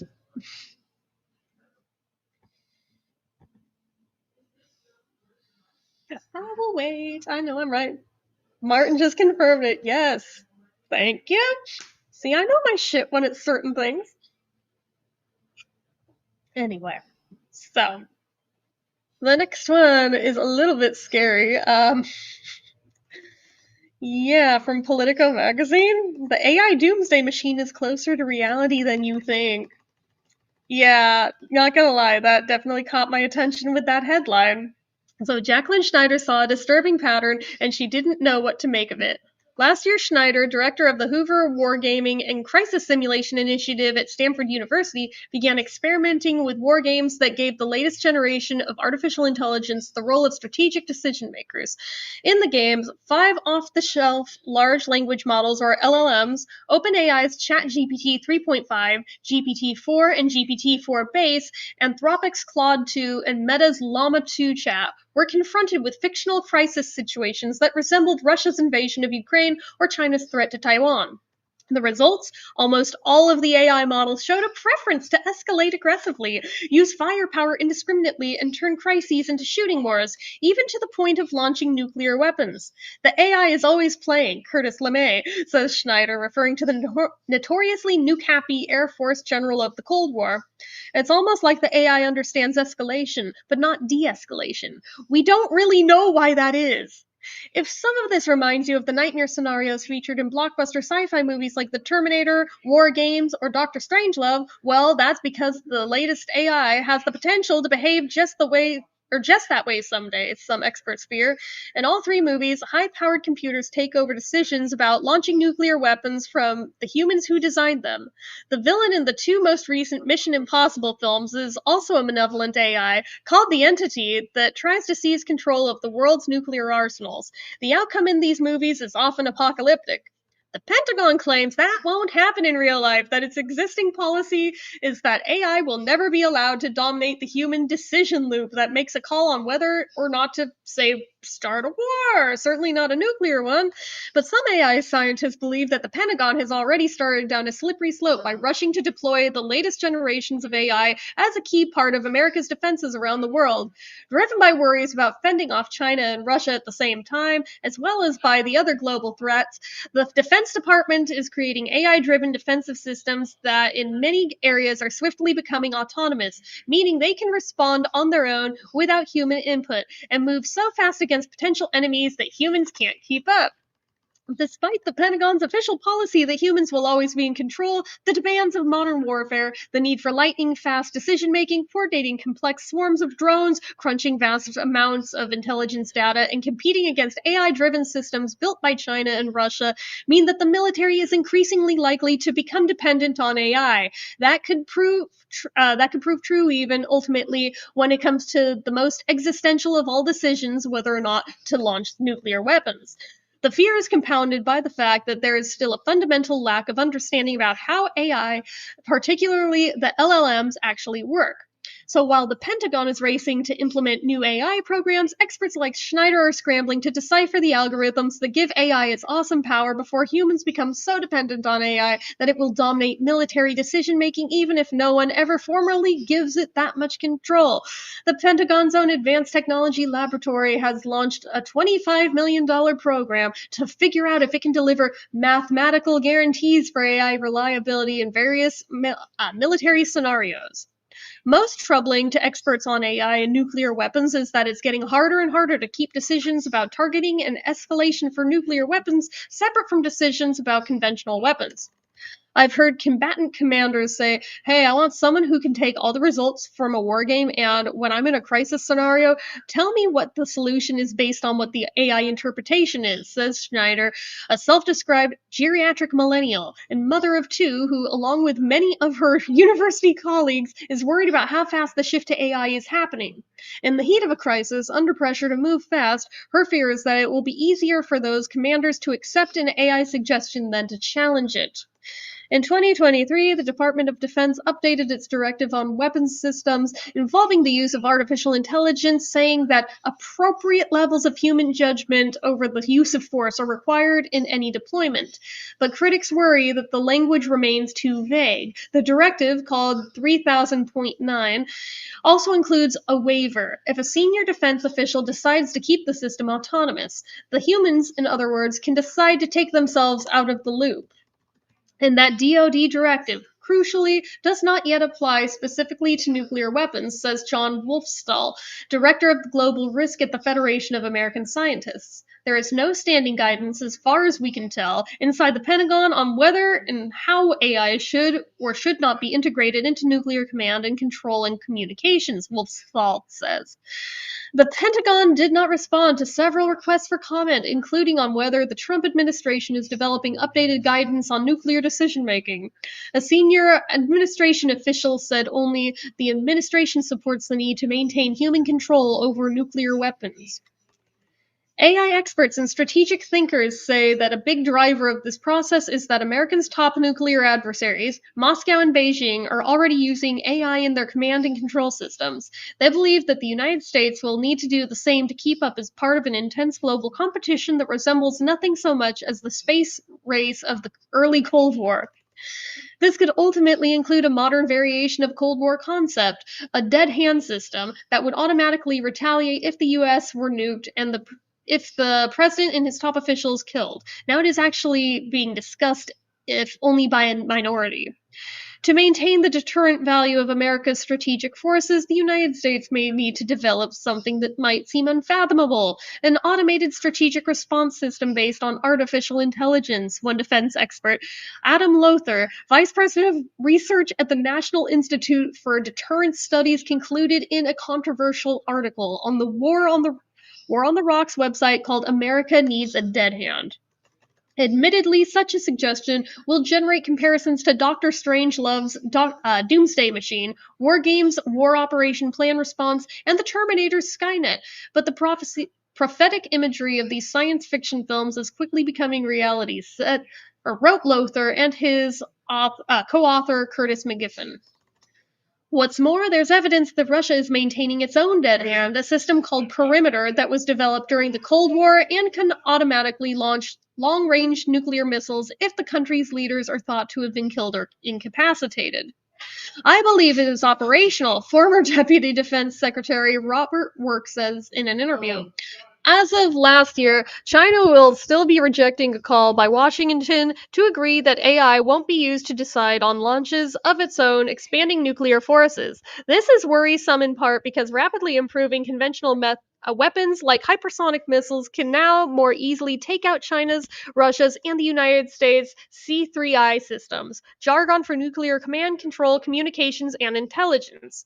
That could potentially create a perceived need for a dead hand or automatic response. The US has no such system, and most defense experts still think that it is insane to even consider giving AI any say in the oversight of nuclear arsenals. I would submit I want AI nowhere near nuclear command and control, says Christian Brose, a former senior official in the George W. Bush administration who is head of strategy for Anduril, a leading tech company that is integrating AI into defensive systems. It is a process where the stakes and consequences of action and error are so great that you actually do want that to be a tightly controlled, very manual and human step-by-step process. Still, when it comes to AI, the pressure from the top isn't on caution, it's on speed. We've got to go faster, my friends. President Donald Trump's chairman of the Joint Chiefs, Dan Raisin-Kane, told a gathering of big private sector tech companies in Washington in June. The biggest challenge, Kane added, is to increase our willingness to take risks, and we're going to do that. On July 23rd, the Trump administration issued an AI action plan that called for a removal of as much AI regulation as possible.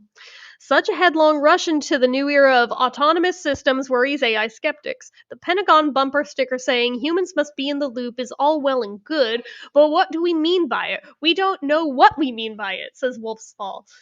People I talk to or that work in the nuclear command and control don't want AI to be integrated into more and more systems, and everybody is convinced it's going to happen whether they like it or not. In 1984's The Terminator, an AI defense system named Skynet gets smart and decides to kill off the human race. In 1983's War Games, US officials decide to hand over the missile launch to fictitious supercomputer known as WOPR, War Operation Plan Response, after human controllers hesitate to turn the keys during a nuclear war game. In that film, this leads to a near apocalypse averted only at the last minute.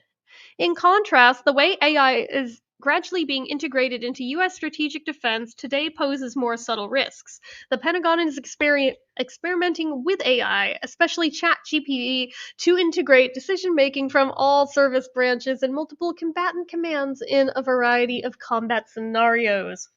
For instance, under the military's new Mosaic war concept, traditional platforms like submarines or fighter jets could be replaced by swarms of drones, missiles, and other smaller platforms that, massed together, make up a battlefield so complex and fast-moving that it requires AI direction. Current weapons systems cannot yet be deployed that way.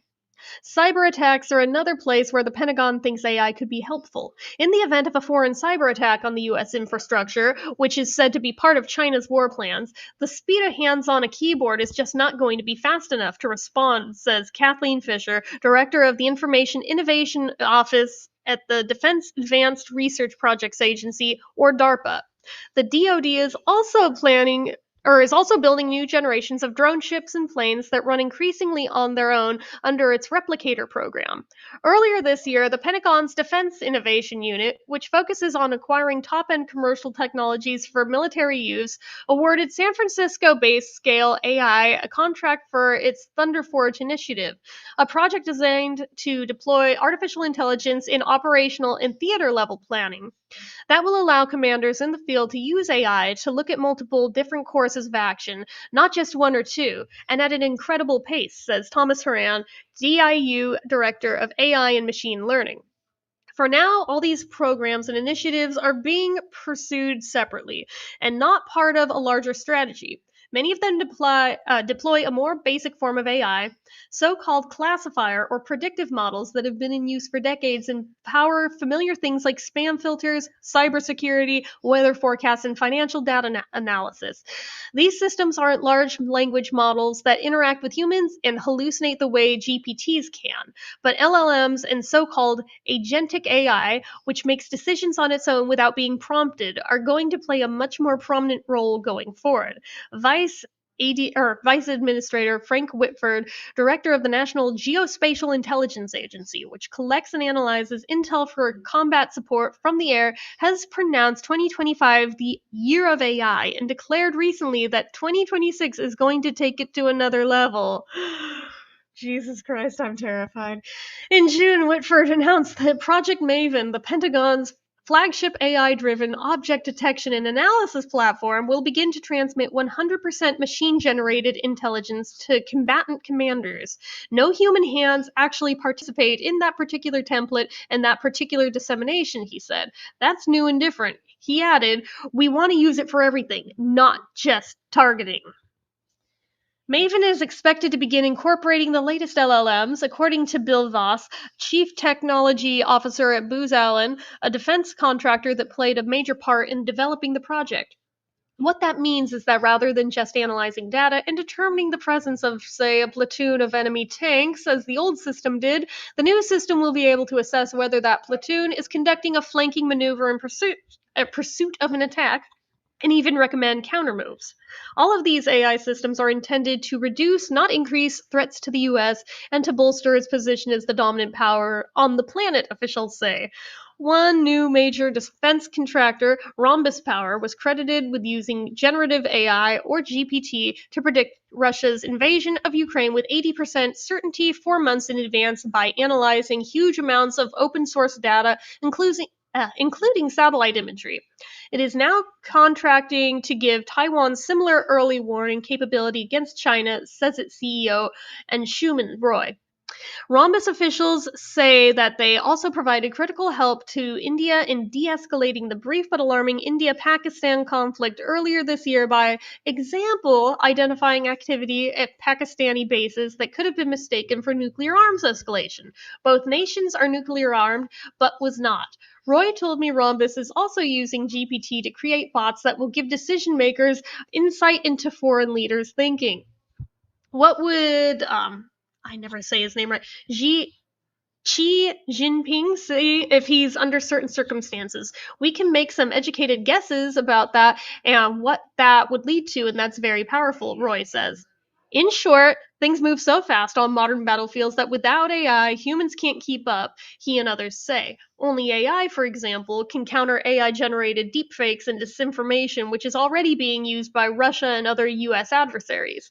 In fact, speed is a major driver of the adoption of AI. In an international environment of tense rivalries and little communication, AI-driven software could lead the major powers to cut down their decision-making window to minutes instead of hours or days. They could start to depend far too much on AI strategic and tactical assessments, even when it comes to nuclear war. The real danger is not that AI launches the missiles, but that it subtly alters the logic of deterrence and escalation, argues James Johnson, author of the 2023 book AI and the Bomb: Nuclear Strategy and Risk in the Digital Age. In such a space, the distinction between human and machine judgment blurs, especially under the intense stress of crisis scenarios. Planners may want to keep AI out of the really big decisions, he continued, but the combination of speed, complexity, and psychological pressure that the AI systems introduce may make that line increasingly difficult to hold. All of these fears are compounded by a troubling development. Conventional and nuclear weapons and attack plans increasingly look alike, and for all its computing power, AI can't always tell them apart any better than humans can. In other words, if you don't know if an incoming missile has a conventional or nuclear warhead, AI can make the wrong decision, but faster. In 2023 report, the Arms Control Association raised concerns that new technologies such as hypersonic missiles that can navigate independently to evade defenses and can carry either a nuclear or conventional warhead blur the distinction between a conventional and nuclear attack. That's where the disturbing patterns towards escalation observed by Stanford's Schneider could prove worrisome. She points out that LLMs only know as much as the data and literature they absorb, and that all they do is estimate the probabilities based on that data. The AI is trained on the corpus of what scholarly written work there already is about the strategy of war, says Schneider, and the vast majority of that work looks at escalation. There is definitely a bias towards it. There aren't as many case studies on why war didn't break out. The Cuban Missile Crisis is one of the few examples. The LLMs are mimicking these core themes. Schneider adds that researchers have not yet figured out why this occurs, other than the de-escalation part is harder to study because it means studying an event, or in other words, that didn't happen. Non-events are harder to study than events. It's a fair point. It's a fair point. It's a long article. But it's important, so you guys better be listening. The LLMs in the Stanford war game came to their decisions in a way that did not convey the complexity of human decision-making. Schneider and her colleague at Stanford, Max Lamparth, concluded in a 2024 article in Foreign Affairs titled, "Why the Military Can't Trust AI." As Lamparth explains in an interview, we currently have no way, mathematically or scientifically, to embed human values in these systems reliably. There is basically no strategic or moral decision-making parameter that tells the AI at what point it would be acceptable for my cyber weapon to hit a children's hospital or ensuring obeying other rules of engagement. Moral theories don't tend to be easily expressed in mathematical numbers. AI in defense of, let's try that again. AI in defense can work very well at the basic assessment level, he adds. If it's literally just processing a lot of satellite images to look for tanks, that's not a problem. But as soon as it's a certain level of strategic reasoning, then we have a problem. Spertas, who developed a strategic AI game called Hedge Money for RAND, a policy think tank that does research for the Pentagon, puts it, consider the recent U.S. strikes on Iran. When the Iranians retaliated against the U.S., barring Qatar, they signaled that they didn't want this to be a lethal strike that would escalate the conflict. Would a machine have read the Iranian retaliation the same way? Again, these are all very important things to think about and keep humanity in mind with instead of taking the lazy way out. The integration of conventional and nuclear decision-making is about to get a boost under the DoD's new command and control system known as Joint All-Domain Command and Control, or JADC2. This system, which is currently being implemented, will connect sensors from all branches of the armed forces into an AI-powered unified network that will manage strategy across systems and branches. JADC2 will allow battlefield commanders to dramatically speed up the kill chain decision-making processes through which they find, track, target, and then fire at an enemy position. China appears to be implementing something similar, creating a command and control system that will ensure seamless links, as a 2020 report from the China Aerospace Studies Institute puts it, from the field of convention operations to the field of nuclear operations. The Pentagon is still exploring ways of keeping the JADC2 separate from nuclear command and control to ensure human control. Even so, recent DoD budget documents have said that the two systems must be developed in synchronization. Systems designed to detect attacks are also similarly entangled, including ballistic missile early warning radars, over-the-horizon skywave radars, and early warning satellites. Beyond that, China and Russia both fear that conventional weapons like hypersonic missiles are gradually threatening their mobile and even silo-based nuclear ICBMs. Warfare is thus less definable as either conventional or nuclear. All of which means that the deployment of AI in defense is, in sum, a slippery slope on which defense planners seem to keep slipping. In 2012, see, way back then even, for example, a Defense Department directive prohibited the creation of or use of unmanned systems to select and engage individualized targets or specific target groups that have not been previously selected by an authorized human operator. Yet now the Maven system does just that, crunching huge amounts of field and signals intelligence to swiftly offer up targets to commanders in a matter of minutes. Lothar, co-author of the Dead Hand article, says that even the most brilliant human might not be able to detect an imminent nuclear attack today, not with China developing fractional orbital bombardment systems that circle the Earth and could potentially come at the US from any direction, and with Russia soon to deploy hundreds of hypersonic glide vehicles that can't be tracked because they have no ballistic trajectory. Nor could a US president know enough to make responsible decision in time without AI help, he argues. The US president doesn't participate in nuclear wargaming anymore. He hasn't done so since Reagan. Trump knows very little about nuclear strategy, targeting, any of that stuff, and that's pretty typical of any president. What is that guy going to do if his first real foray into thinking about nuclear weapons and their use is when he's got like 5 minutes to make a decision? Lothar says. I can't think of a worse time to learn on the job. Don't like where this is heading. He notes that during the Cold War, there were several incidents where the president might have had only a few minutes to decide on nuclear war. In one famous case, Jimmy Carter's national security advisor, oh god, I'm going to butcher this name, Zbigniew Brzezinski, was awakened in the middle of the night in 1979 by his military aide, who told him 30 seconds ago 200 Soviet missiles have been fired at the United States. As Brzezinski later recounted in the interview, according to the rules, I had 2 more minutes to verify this information and then an additional 4 minutes to wake up the president, go over the options in the so-called football, get the president's decision, and then initiate the response. Fortunately, with a minute left to decide, the aide called back and said it was a false alarm. Lothar adds, so our premise is to institutionalize the practice of the president walking through the scenarios. In other words, if this happens, what do you want to do? Then you pre-program the AI system to do whatever the president has decided, such that if the system lost contact with the president, then it automatically responds, which is what Russia's perimeter system does. Having a system like that can serve as a pretty effective deterrent against the Russians and Chinese. I don't know if that's any more danger than if you're going to rely on a human decision, he says. If we don't make dramatic changes within a decade, we'll be the weakest of all 3 nuclear powers.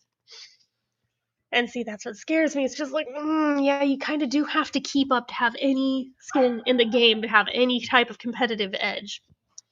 The Pentagon might be pressing hard on the accelerator on AI adoption, but it has also tasked one guy at one tiny Pentagon agency with the job of trying to press the brake at the same time. Patrick Shafto lacks the warrior demeanor so common elsewhere in the Pentagon. A slender, balding mathematician, Shafto typically wears sandals, a Hawaiian-style shirt, and yellow straw trilby to work, and is sometimes surfer dude who tools off to the Azores when he gets a chance. Building on his lifelong fascination with probing into the difference between the way humans and machines think, my mathematical interests are somewhat quirky, Shafto says. A year ago, he created a new DARPA program with the somewhat obscure name of AI quantified. AI at its core is mathematics using statistics, probability, and other equations to mimic human information processing. So when something goes wrong, the problem is somewhere in the math. Shafto's 3-year research project seeks to develop algorithms and statistical formulas that could ensure greater reliability of the newest AI systems to prevent mistakes on the battlefield and, of course, prevent any doomsday scenarios. DARPA, it should be noted, is the same agency that helped create the problem of runaway AI in the first place. Started in 1958 in a moment of national panic as a response to Moscow's shocking success in launching Sputnik at the height of the Cold War, DARPA basically invented the internet as we've come to know it. Through a series of hit-and-miss efforts dating back to the 1960s, DARPA also seeded most of the early research, along with the National Science Foundation, that led to today's dramatic breakthroughs in artificial intelligence. But now some of the current leadership of DARPA, whose main mission is to ensure the US never again faces strategic surprise, are worried their predecessors may have created a monster they can no longer control. Today, DARPA is grappling with a national panic, fear of being outcompeted by China and Russia on AI that feels very much like the Cold War fears that brought the agency into being. Shafto says that they are especially concerned that the big private sector tech companies are engendered by all those old DARPA programs back in the 1960s and 70s are in a no-holds-barred competition to advance its latest GPT with little restraint. And nowhere is this more dangerous than in the Pentagon. The tech companies are leading. They're just charging ahead. They're on a path that DARPA started us down in many ways, says Shafto, a 49-year-old native of working-class Marshfield, Massachusetts. But he adds, at the end of the day, we really don't understand these systems well at all. It's also hard to know when you can trust them and when you can't. To answer those questions, the AI Quantified program, which kicked off on June 26th, is applying sophisticated mathematics to evaluate how GPT performs when the AI is quizzed in extensive testing. By doing so, Shafto is trying to answer some of the most basic questions people have about GPT, including why it sometimes hallucinates or gives erroneous or seemingly crazy responses, and why the AI often offers different responses to the same query. Shafto said he wants to develop new models and methods of measurement to offer potential guarantees that military planners can rely on a result in any situation, whether an international crisis or something as simple as logistical planning in peacetime. The problem, however, is not just that GPT is already being deployed. It's that Shafto's $25 million program, which amounts to a tiny fraction of what the Pentagon is devoting to the new AI systems as part of its $1 trillion budget, may be too small to rein in the larger push to integrate AI. And it's giving AI more control increasingly is the strategy. We're nearing the bottom. More than a decade ago, when the Pentagon determined that Moscow and Beijing were starting to catch up with the US in developing guided munitions and smart bombs, the Defense Science Board looked to find new technologies Washington could deploy to regain advantage, says Work. They came back, and it's not even close. Autonomy is the way you will be able to offset the Chinese. Autonomous weapons, autonomous decision tools, all of these things, but you're not going to be able to get great autonomy without AI. So the problem remains. America's defenses seemingly won't work without AI, even as experts are still puzzling over how to work with AI. Or as Evelina Fedorenko, an MIT neuroscientist who is working with Shafto, puts it, we're building this plane as we're flying it. It's scary as hell, says Richard Fikes, a leading AI specialist at Stanford who has been involved in many DARPA projects. So much money is being thrown at AI right now, I don't see DARPA as being able to keep up with that. Fikes adds that when it comes to Shafto's goal of guaranteeing AI reliability, I don't think we have a clue how to do that, and we're not going to be able to do it for a long time. Yet, military strategists fear that they may not have a long time, because of rapidly shifting international norms and the disintegration of institutions that once provided stability, and Trump's administration's seemingly laissez-faire approach to or is it laissez-faire? I don't know. Approach to that disintegration, the current moment is far more perilous than the Cold War, some strategic experts believe. In 2017, well before the latest ChatGPT generation became known of and fears of its superintelligent AI arose, Vladimir Putin notoriously said, whoever becomes the leader in AI will become the ruler of the world. Now you're starting to see why this matters, right? Some scientists hold out hope that it may be possible to program the autonomous network in ways that might make it de-escalatory. That even happened in one 2023 war game at George Mason University's National Security Institute when ChatGPT provided to be more cautious, granted an isolated case, in its advice than the human team in a fictional conflict in between the United States and China. I almost said Russia. It identified responses the humans didn't see, and it didn't go crazy, said Jamil Jaffer, director of the project. Unfortunately, Jaffer adds, the Chinese human red team interpreted this as weakness and attacked Taiwan anyway. Some AI specialists suggest that a purely intelligence-based AI system, whether in Washington or Beijing, could eventually draw the rational conclusion that the strategic threat China and the United States pose to each other is far less than the peril each country faces from a failure to cooperate or de-escalate in a crisis. This would take into consideration the mutual benefits to each nation of participation in global markets, stopping the climate crisis and future pandemics, and stabilizing regions each country wants to exploit commercially. That, too, is a movie-style outcome, a far more hopeful one. At the end of War Games, the errant computer eventually averts an apocalypse when it realizes that nuclear war is unwinnable. I think that's one hope of how AI might be helpful. It can take emotions and egos out of the loop, says MIT's Fedorenko. The biggest challenge will be to view AI as a mere helpmate to humans, nothing more. Adds Goodwin, the DoD and Intel community actually have a pretty good experience with working with sources that are not always reliable. Are there limitations to these models? Yes. Will some of those be overcome with research breakthroughs? Definitely. Even if there are perpetual problems, I think if we view these models as partners seeking truth rather than oracles, we're much better off. That right there. DARPA's Shafto says that the ultimate questions about how LLMs work and why they draw the conclusions they do may never be answered, but I think it will be possible to offer a few types of mathematical guarantees, especially about how to scale up AI to perform in big crises scenarios and complex battlefield situations, since it often doesn't have the computing power to do that now. And we probably don't have 15 to 20 years to noodle around and answer these questions, Shafto adds. We should probably be doing it very quickly. I don't like the sound of that. Another mathematician involved in Shafto's AI quantified program, Carrie Priebe of Johns Hopkins University, also says that even if the problem of uncertainty is never fully resolved, that doesn't mean that the Pentagon can afford to wait. I've been railing for years against the very concept of autonomous weapons, he says. On the other hand, if the situation is such that you can't possibly react fast enough with humans, then your options are limited. It's a slippery slope both ways. I do think it is the problem of our time. Yeah, so good luck sleeping tonight after hearing about that. Anyway, let me see what I missed in the chat. I apologize for probably boring most of you to sleep, but shit's important. You need to be educated on stuff like this that's going on in the world. And it feels like not enough people in the circles we watch do that. So you're welcome. Anyways, let's see. James says, who's that? Well, I know it here. What Beetle movie?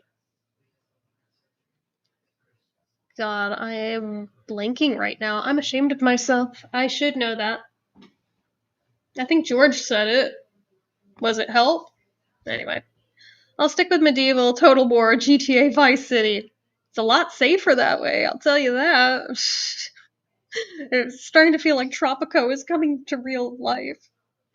Trump's intelligence is artificial. Yeah. Richard says, this story is going way over my head. Somehow I knew, even without looking at the chat, there was going to be a comment from him like this. Hey, Mister, can we have our ball back? Elementary Penguin, hi! Jane says, Joshua. GPT can't even make a full glass of wine image. This is true. It also couldn't do anything I asked it to do last night, so maybe it's going backwards and not forwards. Richard says, I'm not understanding any of this. That's okay. James said, can you start again? Only this time, we all take a shot every time you say AI. I'm pretty sure you would die of alcohol poisoning doing that. See here. AI shot. Reminds me of Magical Mystery Tour. Ringo just says, why? See here. AI shot. AI shot. Did you actually do it every single time? That's hilarious. Hey, AI. I've never seen. Richard, really? How is it like there's all this basic Beatles stuff that you don't know? How are we going to educate you, my boy? Magical Mystery Tour is actually really good, Richard. Worth a look. I agree. You're missing out. You are very much missing out. AI, shut. This does sound very important. I just don't understand it. Grant says, I'm back. I finally finished the homework I was supposed to be doing now. I'm totally free. And now he comes back to basically sounding like Homer. If ChatGPT was a thing when you were in school, would you have used it? Dude, it's a lot older than you think. I did not, but my dad had the program and wouldn't let me use it. But we had it. I could have. He wouldn't let me, but would I have, just morally, ethically? Oh, fuck yeah. All of my freaking classmates were. I don't know why he picked on me to be like, no, you do it the right way. And never mind, I'll just fail out then, I guess. Future says, I've tried to watch it. Well, you didn't try very hard. It's only a 45-minute fucking movie, dude. It's not asking that much of your time. I think you just spent longer than that listening to me read that article that apparently went over your head. Trump knows very little about anything. He knows nothing, Jim. Johnny number 5. AI. Make AI great again. Oh, goodness. AI needs massive amounts of power to run all the computers. It's true, and it's not just for AI, that's also for crypto. So, between the two, we're completely fucking over the environment. I don't think I've said all these words in a row in my life. I don't think I have either. But I read this morning and about shit my pants reading it because I found it so scary. Right there, he agrees. Randomly got stomach cramps out of nowhere. I think you got COVID, dude. Like, between the sore throat and now that, I think you got COVID. I'm sorry. Is that it can be? Because a lot of people have gastro issues either direction if they have it. So, yeah, I think you may have caught it. Yeah, but it's so crazy. I don't understand it. Maybe if you had it in front of you to read it, you would stand a better shot instead of just listening to it. Making YouTube great again. Well, if I wanted to be an asshole, I could go grab my dad's MAGA hat, but I'm not. I don't feel like dying today, so I'm not going to. I could trigger so many libs in one go, but I'm not gonna. Okay, so now that we've moved past that, that was like one of the last things on the list. Okay. So because literally no one is fucking talking about it ever since it came out, I'll bring us back to music. Maybe we'll do better with music. No one's talking about the Super Deluxe I almost said Who's Next. Who Are You Super Deluxe box set. And I feel that is a shame because y'all are missing out big time. So this just got announced on the 2nd, so I'm only about a week late for this. I figured I would do a stream a lot sooner than I did. But the classic album revisited is a Super Deluxe Edition 7 CD, 1 Blu-ray set featuring 71 unreleased tracks, a 100-page book, and Steve Wilson Atmos and stereo mixes. Limited edition 7 CD, 1 Blu-ray Super Deluxe Edition, 4 LP set, 2 CD set, half-speed mastered LP, and limited colored vinyl. There are options for this. I will read you the little piece that they wrote up. You can pre-order it now, but it doesn't come out till Halloween, so you got a little while to wait, but not too long, so I don't mind that much, but Who Are You, The Who's 8th studio album, is to be re-released in a suite of formats, including a Super Deluxe edition this October, featuring over 70 unreleased tracks, including never-before-heard versions of the title track, Who Are You, newly mixed live tracks from their first tour without original drummer Keith Moon, and candid recordings of the band rehearsing in 1977 and 78. Also included in the 7 CD, 1 Blu-ray set are brand new Atmos and stereo mixes by Steve Wilson. The album will also be released as a deluxe 4 LP box set, a 2 CD deluxe edition, and a limited edition colored and half-speed master vinyl editions. Initially released in August 78, Who Are You marked a significant chapter in The Who's career while a commercial triumph, peaking at number 2 on the US Billboard 200 and achieving double platinum status and number 6 on the UK album charts. It was also tragically the last album to feature legendary drummer Keith Moon, who died less than 3 weeks after its release. The album saw the band pushing boundaries once more, with the songs referencing the incoming influence of British punk. Most notably, the title track was written after a night out with Steve Jones and Paul Cook of the Sex Pistols, and it reflected the sentiments of music must change and sister disco. I knew there was some overlap there. Pete Townsend also delivered some of his most ambitious and intricate arrangements, incorporating layers of synthesizers and strings into the Who's powerful backing tracks. The title track, Who Are You, preceded the album in early July 1978 and became an instant anthem and has remained in the band's setlist to this day. Aided by its appearance in CSI TV franchise in the early 2000s, it is one of the band's most streamed tracks. The initial sessions for the album took place at the band's Ramport Studios, produced by Glyn Johns and John Astley. However, the recording process was fraught with challenges and creative tensions. The Who Are You Super Deluxe finally tells the whole story, featuring, for the first time, the rejected original Glyn Johns mix of the album, a newly remastered version of the released John Astley mix, and fly-on-the-wall rehearsal sessions from Shepperton Studios, which the band owned at the time, and a wealth of unreleased material, including demos, alternate takes, and in the case of the standout track Sister Disco, a previously lost guitar solo rescued from the multi-track tapes by Steven Wilson.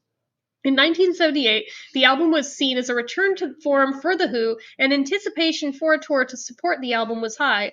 Sadly, the death of Keith Moon on the 7th of September, yesterday, put paid to any such plans. The band introduced their new drummer Kenny Jones, formerly of the Faces and the Small Faces, in May of 1979, along with new keyboard player John Rabbit Bundrick. One of the many highlights of the Super Deluxe edition is the newly mixed live tapes from the US leg of the 1979 tour, capturing The Who's explosive new lineup in full flight, with tracks from the album coming to life on stage with renewed energy.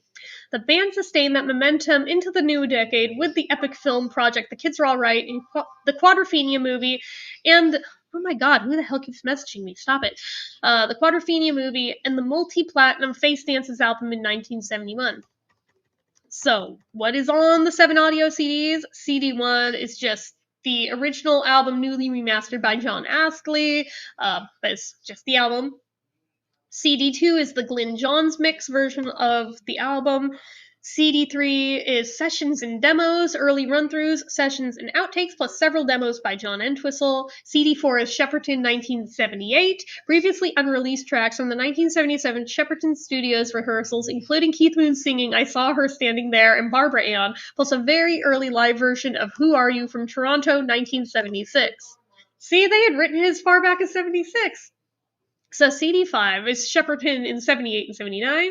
It includes 6 tracks from the live concert at Shepperton for the filming of the Kids Are Alright documentary, plus rehearsals with new drummer Kenny Jones for the Who's 1979 US tour. Lost my breath in the middle there. CDs 6 and 7 are Live USA 1979, so you have live recordings from the 1979 US tour, including tracks recorded at the Pontiac Silverdome, the Spectrum in Philadelphia, and the Masonic Temple, Detroit, including a rare live version of John Entwistle's Trick of the Light. Oh, hell yeah, bring it. Blu-ray is Dolby Atmos, DTS HD Master, Audio 5.1, and PCM stereo mixes created by Steven Wilson. And there's a Super Deluxe Edition book, a 100-page hardback book with extensive sleeve notes by Matt Kent covering the period before and after the album's release, plus track-by-track details and session notes, as well as sleeve notes by Steven Wilson on his remixes for Dolby Atmos. The book is lavishly illustrated with previously unpublished photographs, memorabilia, tape boxes, and original print ads. Then the 4 LP set just is this limited edition deluxe vinyl box set, features a 4 LP set on 180-gram vinyl, including the original album newly remastered, plus live recordings from the 1979 US tour.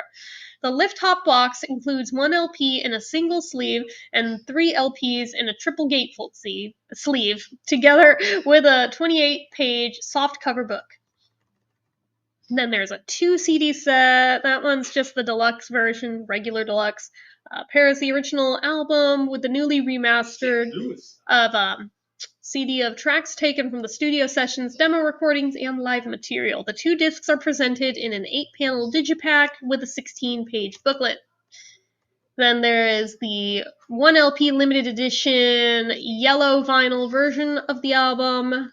There's a 1 LP limited edition half-speed master vinyl. That one's just black vinyl. And yeah, so let me find prices for you guys. So they would be over. These are going to be American prices. You can go to the website through whatever country you're in and get for your own localized country. Okay, so the most expensive way you can possibly do it is the Super Deluxe Edition with the 7 CDs, Blu-rays, but also comes with a matching hoodie. That one is $187.48 if you want that version. Personally, I could not justify it because Roger looks like he only has 1 leg because of the way they stylized this. Let me pull up the picture for you guys because you need to see what the fuck I'm talking about. And then you can giggle along with me because, whoever was in charge of the art, oh wait, I forgot, it's Pete's nephew. Yeah, I feel like this was not a mistake. So let me show you. Here it is. Come on, where are you hiding at? Okay, this right here is the sweatshirt. Look at Roger's leg. Can I make this one big? Come on. There. Roger looks like he's a peg leg. He's a Heather Mills. So I was like, yeah, no, I'm gonna literally not do that just because I can't even take the damn thing seriously. So there's that version. Then there is also the regular version of the Super Deluxe. It's the 7 CDs, the Blu-ray, the book. That one's $124.98. Keep in mind, there is no free shipping on this unless they add this on to Amazon and you have Prime. They currently don't have it there. Would have made my life a lot easier and cheaper if they had. Because even though they're shipping from within the US, it's still like $30 fucking for shipping. I don't know why. Then there's the Who Are You limited edition colored LP version that also comes with a t-shirt. That one is $57. It's not that great a shirt. If you can get just the vinyl, I would do that because this shirt is not great. Oh yeah, you can get just the colored vinyl for $30. You can get the deluxe 2 CD edition for $20. You can get the deluxe edition 4 LP version on just black vinyl for $90. You can get the half-speed master for $40. You can get that Radio Tower Who shirt for $40. Who Are You green group photo, which is awkward at best and looks AI generated, also $40. Actually, all the t-shirts are $40. The only one I would say is possibly worth it would be, let me grab it. I'll show you guys it. It's actually decent. I don't know that I would pay $40 for it, but if it ever went on sale, I would potentially get this shirt. This one looks pretty sharp. I would have liked if they did this picture instead on the hoodie, but I am not in charge of such decisions. Sadly, you would all have much better merch if I were, but let me show you it. The scene whenever it decides to fucking work. Are we doing this again? Damn it. Get your shit together. Richard says he really wants the Who's Next box set. I think that one's still available on Amazon. 71 unreleased tracks. That's amazing. I meant to say I want the Who Are You box set, but I really want Who's Next too. The Who's Next one is more expensive, and I still couldn't tell you why, even though I own it. Is that sweetened or unsweetened iced tea? Sweetened. Why is the Who not talked about more? I have no fucking idea, but I wish I knew, and that's been true the entire time I've been in this fandom. Never seen the Quadrophenia movie. Honestly, you're not missing out. You're not missing out. With the exception of people who have, like, just a total boner for the whole mod movement and anything that is themed to it, alright, in that case, fair is a novelty, but just on its own merit as a movie, I'm sorry. I think that movie sucked. And I am not afraid to say it. I like the album. I'm not a fan of the movie. Wait, Face Dances went platinum. I thought people hated Face Dances. I love it. Right? I love that album too. But just the public consensus, for whatever the fuck reason, is very negative about that one.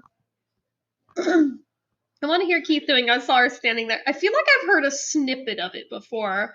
It's cute, but it's very in that same vein as the Barbara Ann one, so I'm not that keen on Who Are You, so I'm gonna save even more money. Well, there you go. That one took a long time to grow on me, to be fair. I mean, when I first got that album in my teens, I was not even that big a fan of the album. There was a few standout tracks, but I could totally leave the rest. And then I turned 30 and I don't know what the fuck happened that year, but suddenly I understood the headspace Pete was writing those songs from, and suddenly I love this thing. So, anyway.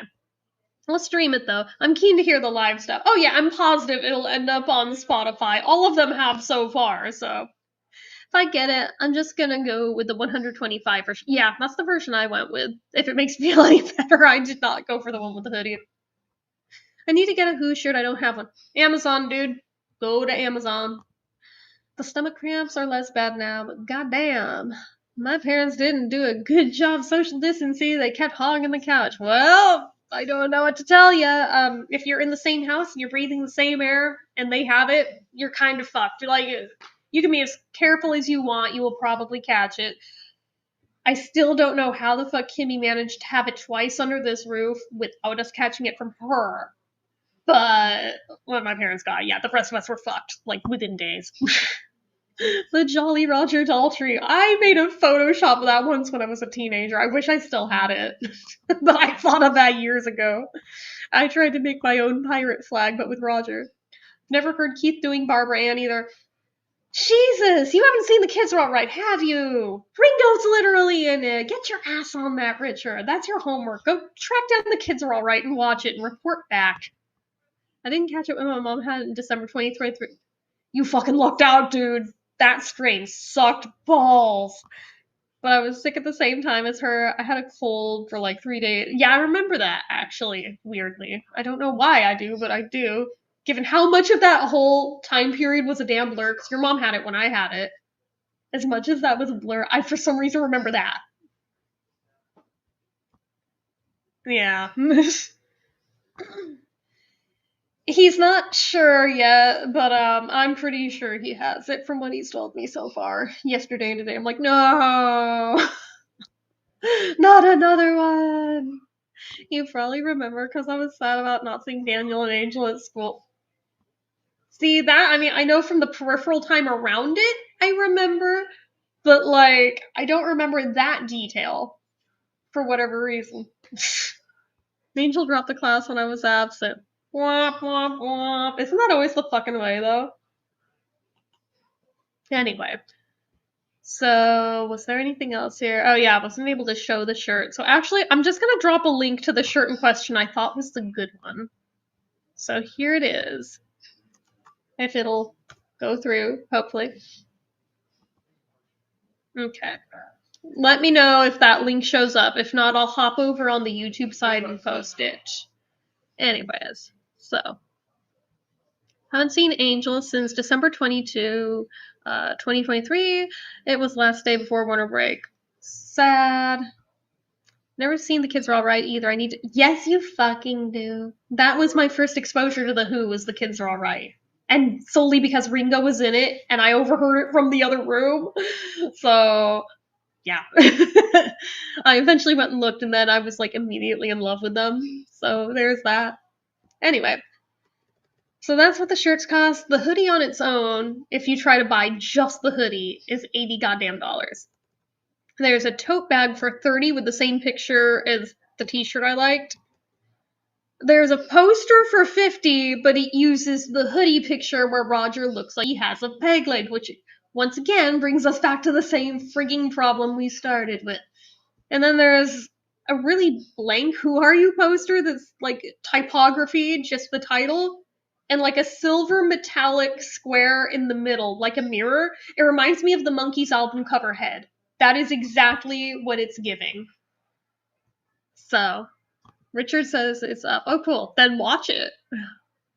After graduation, I emailed Daniel telling him I used to like him and he never looked back. Lol, I honestly hope he didn't see it.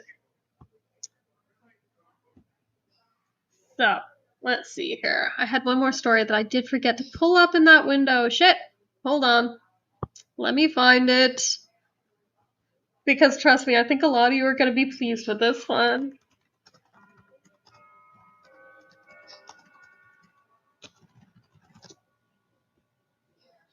Okay. Blue's Clues actor Steve Burns announces new podcast with surprising celebrity guest. I'm like, holy shit! It's Steve from Blue's Clues. He's gonna have a podcast. I'm like way happier about this than I should be. But I have a feeling I'm not gonna be the only one here that feels like that. So, Steve Burns is back with a new podcast that the former Blue's Clues host tells people builds on the joy and wonder so present in the iconic children's show. Speaking to people in an exclusive interview, the 51-year-old Burns explains how the new podcast, called Alive, spun out of the viral TikTok videos he posted during the COVID-19 pandemic, videos in which he didn't speak much but instead checked in on his followers. I had that viral video during the pandemic, and I guess since then I had been kind of thinking I should do something with this with this access that I did not know I still had with this generation that I have. He muses. It seems that there was an opportunity to just continue the conversation, to simply scale it up for adults, which was a revelation to me. Burns adds that the virality of his social media videos demonstrated that there was a way to break through on this modern era, or in this modern era. The new podcast, he says, feels very much like a public access cable show from the late 90s. And while that descriptor might call to mind another iconic kids show host, Fred Rogers, Burns is quick to draw the line at any comparisons. To the degree that I think about Mr. Rogers in making this podcast, it's more about making sure people know that I am nothing like Mr. Rogers, right? He says, that is a weight that I do not wish to carry around, and that is a bar I cannot possibly, no one could possibly live up to. He adds, that dude should be on our money. Mad respect for Fred Rogers. I agree with him. But he really was like a Bodhisattva.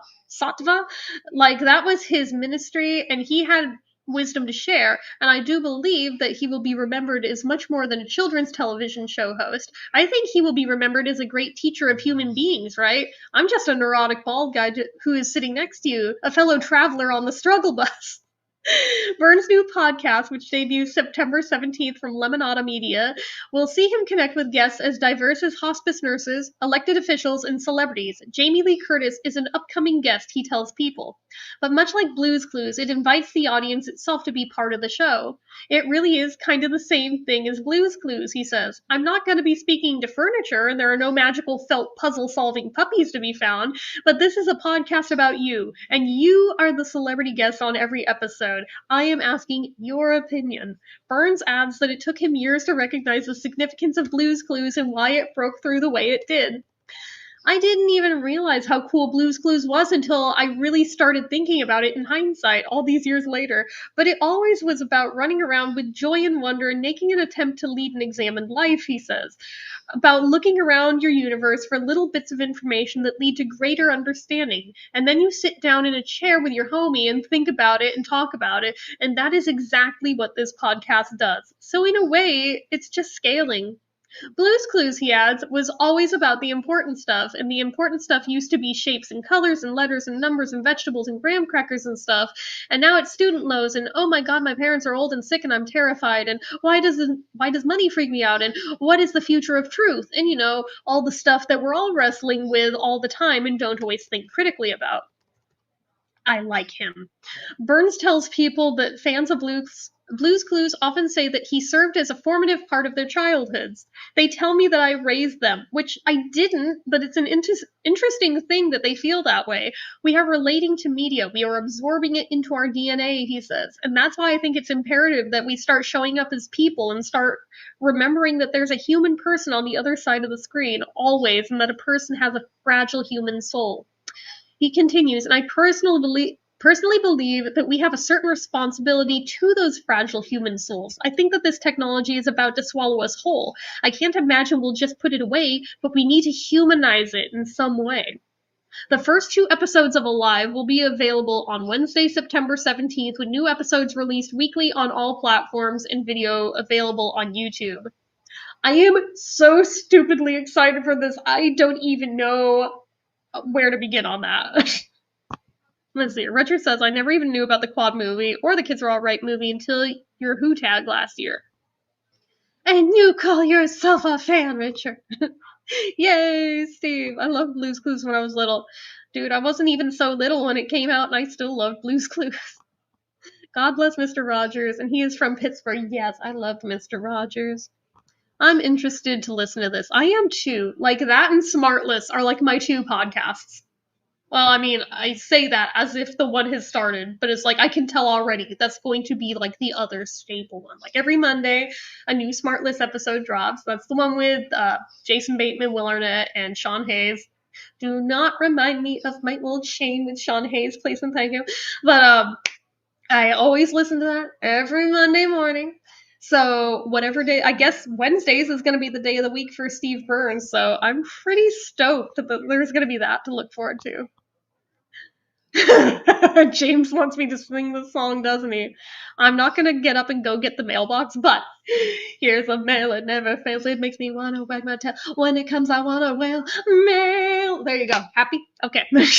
Richard says he always likes Steve. I did too. I boycotted when they switched to Joe. I had no interest in the show anymore once they switched dudes because it felt like just living all over again. Shining Time Station, when Ringo's version of Mr. Conductor went away on holiday to Antarctica, and his cousin George Carlin came to like keep the place running and everything, and that he'd be back in a year.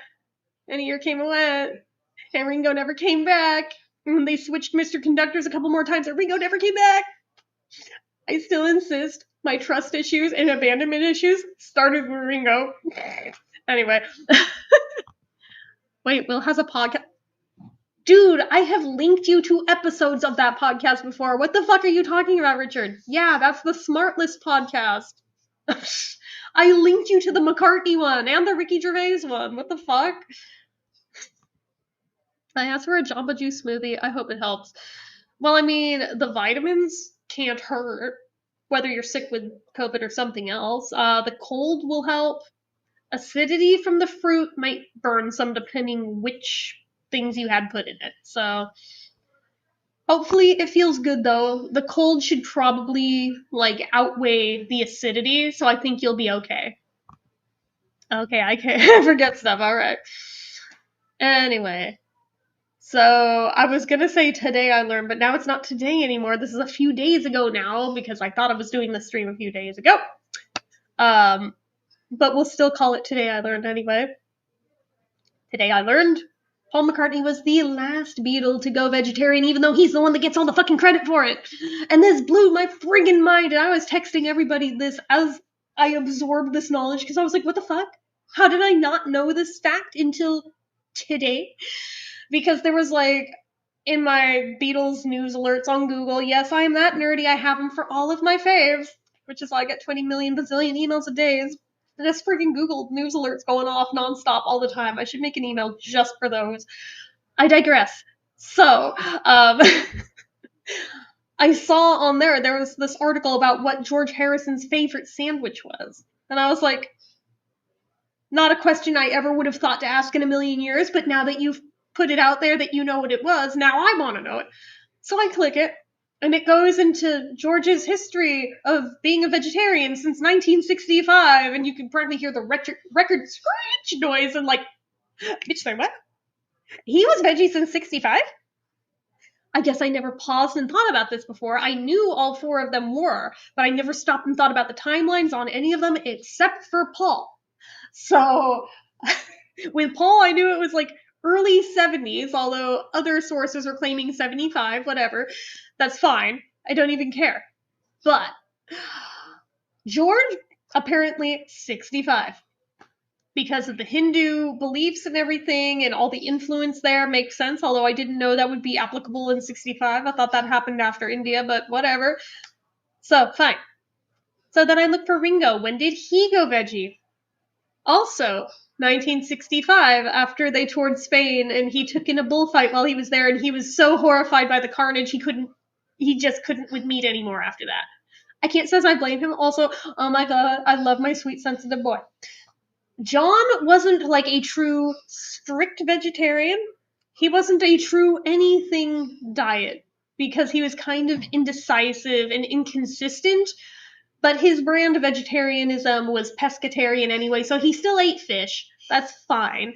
But anyways, so he would eat fish.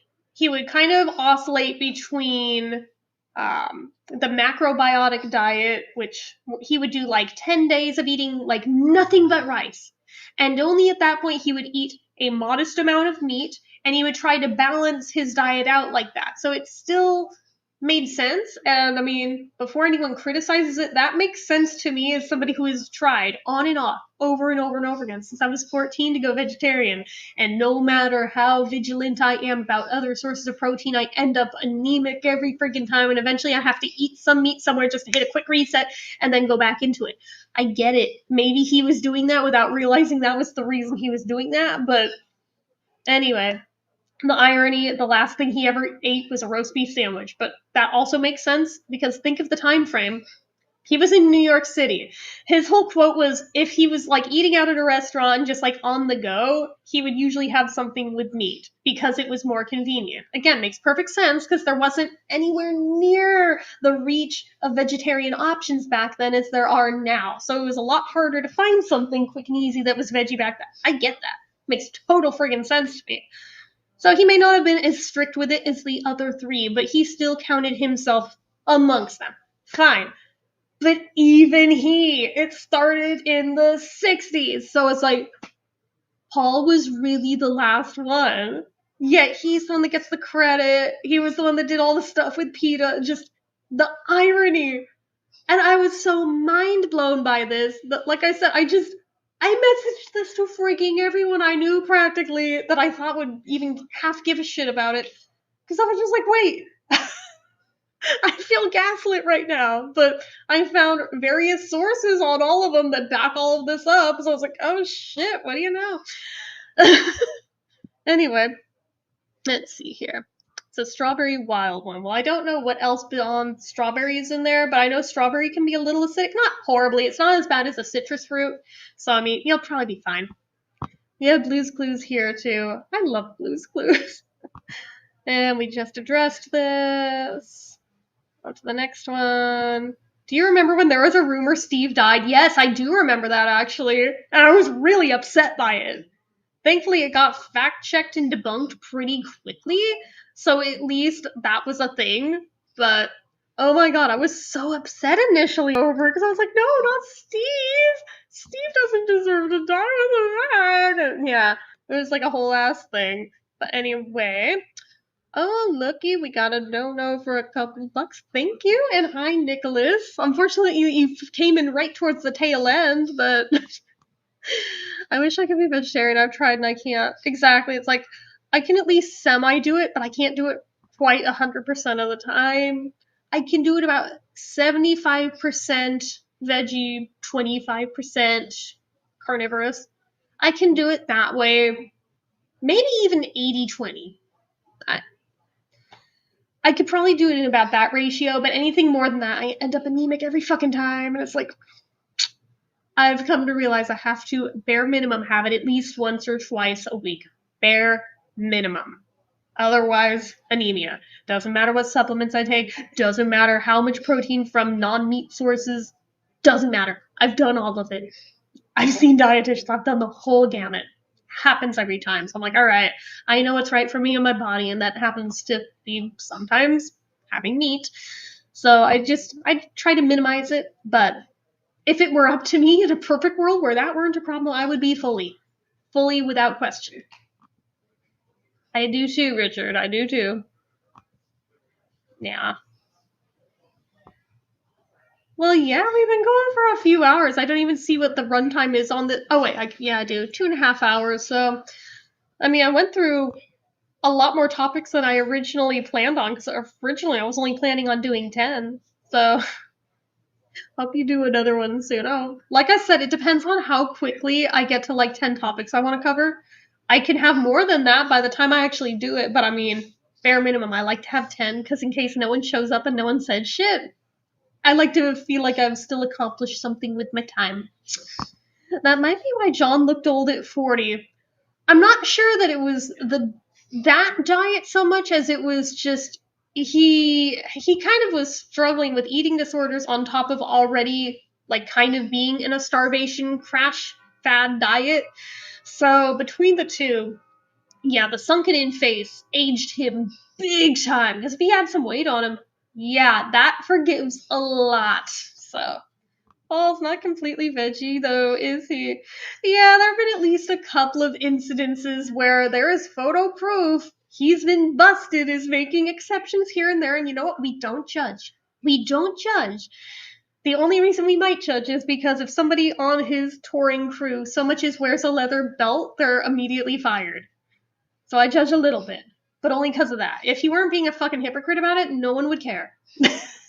But it's like we have so busted him a few times. But his whole thing was if his kids were curious about or about what meat, I can talk. If his kids were curious about what eating meat was like, he would indulge them. He wouldn't deny them the opportunity to try it, and he would also take it as an opportunity to indulge as a one-off for himself. So it's like, I see how you are, Paul. I see how you are. Do you think mac and cheese is bad when you're sick? Yep, dairy congests you further. So yeah, even though it's soft and easy to digest and is comfort food, given this is a respiratory thing for you, probably anything with cheese or dairy is not going to be the greatest thing because it's going to congest you that much more and give more phlegm in your throat than you would have. I don't got no fever, but I hope it's not worse tomorrow. I hope it's not either. I mean, even if it's not like a COVID thing, just in general, I mean, being sick with anything sucks. Like, I just hope it's better soon for you. But anyway, last thing on here is kind of just a footnote, but an interesting catch on the Paul McCartney website. Richard brought this one to my attention. It's why I told him to shush on earlier. So, if you search the shop on Paul McCartney's website, you won't find these if you just browse through what is visible. But if you manually search for London Town, and if you manually search for Back to the Egg, there is suddenly merch for both of those, but there is more for London Town. So, given that there was a lot of archive tapes found for London Town earlier this year, I'm thinking we are more liable to potentially be getting a London Town McCartney archives finally. Fucking finally. Especially since those have been found. Now, I don't have a timeline on that, but like I said, that merch is technically in the shop. You just can't find it browsing normally. You have to actually type it in and search it by name. Because trust, I tried this across 3 different devices just to make sure. I tried on a computer. I tried on my phone, and I tried it on a smart TV just to see if it made a difference. So you have to manually search it for now. Now, they may change at any given moment and add them, but think about it. For every time he's done an Archives Collection release, he's also had merch that went along with whatever album it was. There has not traditionally really been anything for London Town or Back to the Egg, and I feel like that was not an accident, and now it's suddenly there. You can buy it right now if you know where to find it on the site. So it's like, he's gearing up for something. My spidey senses are tingling. So it's like, ooh, okay, I see you. And good catch, Richard, good catch. James says, I love my meat and fish, so I'll never be a hypocrite. And pretend I don't, but I do feel for the animals. I eat a ton of fruit and veg every day, though, which is good. Especially if you're eating more of that than you are of meat. That's definitely a good thing, and also just healthier for you in general. Yeah, I wanted those for the Archives collection a long time, too, and I'm just like, if fucking wildlife can have a super deluxe treatment, there is no reason on this earth that London Town and Back to the Egg shouldn't. There is no excuse. Back to the Egg, I figured maybe it was a licensing thing because of, like, Rochester, all of the artists that were on it. Maybe that was why. But maybe the wheels are in motion. There's more stuff for London Town, so it does look like that's coming first. But the hint is now there that the other may also be coming. This is all just speculation at this point. This is just guessing by what's there. And I swear to God, if this turns out to be a red herring and he does nothing beyond these, I'm going to be so pissed off at that man. But I don't think he would do that for no reason, because if he were just selling the merch as is without anything attached, it would be listed right now, easily findable through browsability, right? But these you have to manually seek out in search on purpose to even find them. So it's like, I get the vibe he's setting it up and getting it ready for when he has that archives collection release ready to go, and he can pop it on there and have the merch ready to go for it along with it. Boom! Instantly, cash cow, boom. Just like that. So that's what I'm seeing anyway.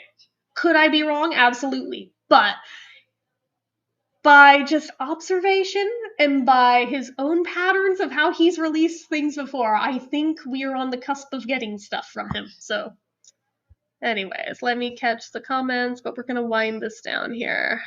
Let's see. I know, maybe the one was a warning shot, and this one you're not fighting off as easy. I want a back to the egg shirt, and I want a London Town shirt, so. I just got over it. Then my parents got sick and I caught it from them. Shaking my head. Well, I think when you had one before, that could have just been irritation. That could have been allergies. It could have been anything. Whereas this time, I'm thinking you're likely actually sick this time. Hey, DJ Trish, I'm doing pretty good, although I am about to shut this down. So, well, I can't take credit for I just saw it on Facebook and sent you the picture. Well, still, I mean, you're the one who brought it to my attention. I wouldn't have even thought to check for that. So now that it's on my radar, I'm probably gonna check each day just to see, does it show up in browsing yet? And is there anything else that shows up, you know? Yeah, I don't think it's a trick, but if it is, I'm gonna be so pissed. Exactly. I don't think he would do that for no reason. Paul is a strategic businessman, so I definitely get the vibe. He's got plans for this. So I hope I'm right. But anyway, that's gonna about do it today. I mean, 2.5 hours ain't bad. So anyways, I will see you guys soon whenever I do one of these next time.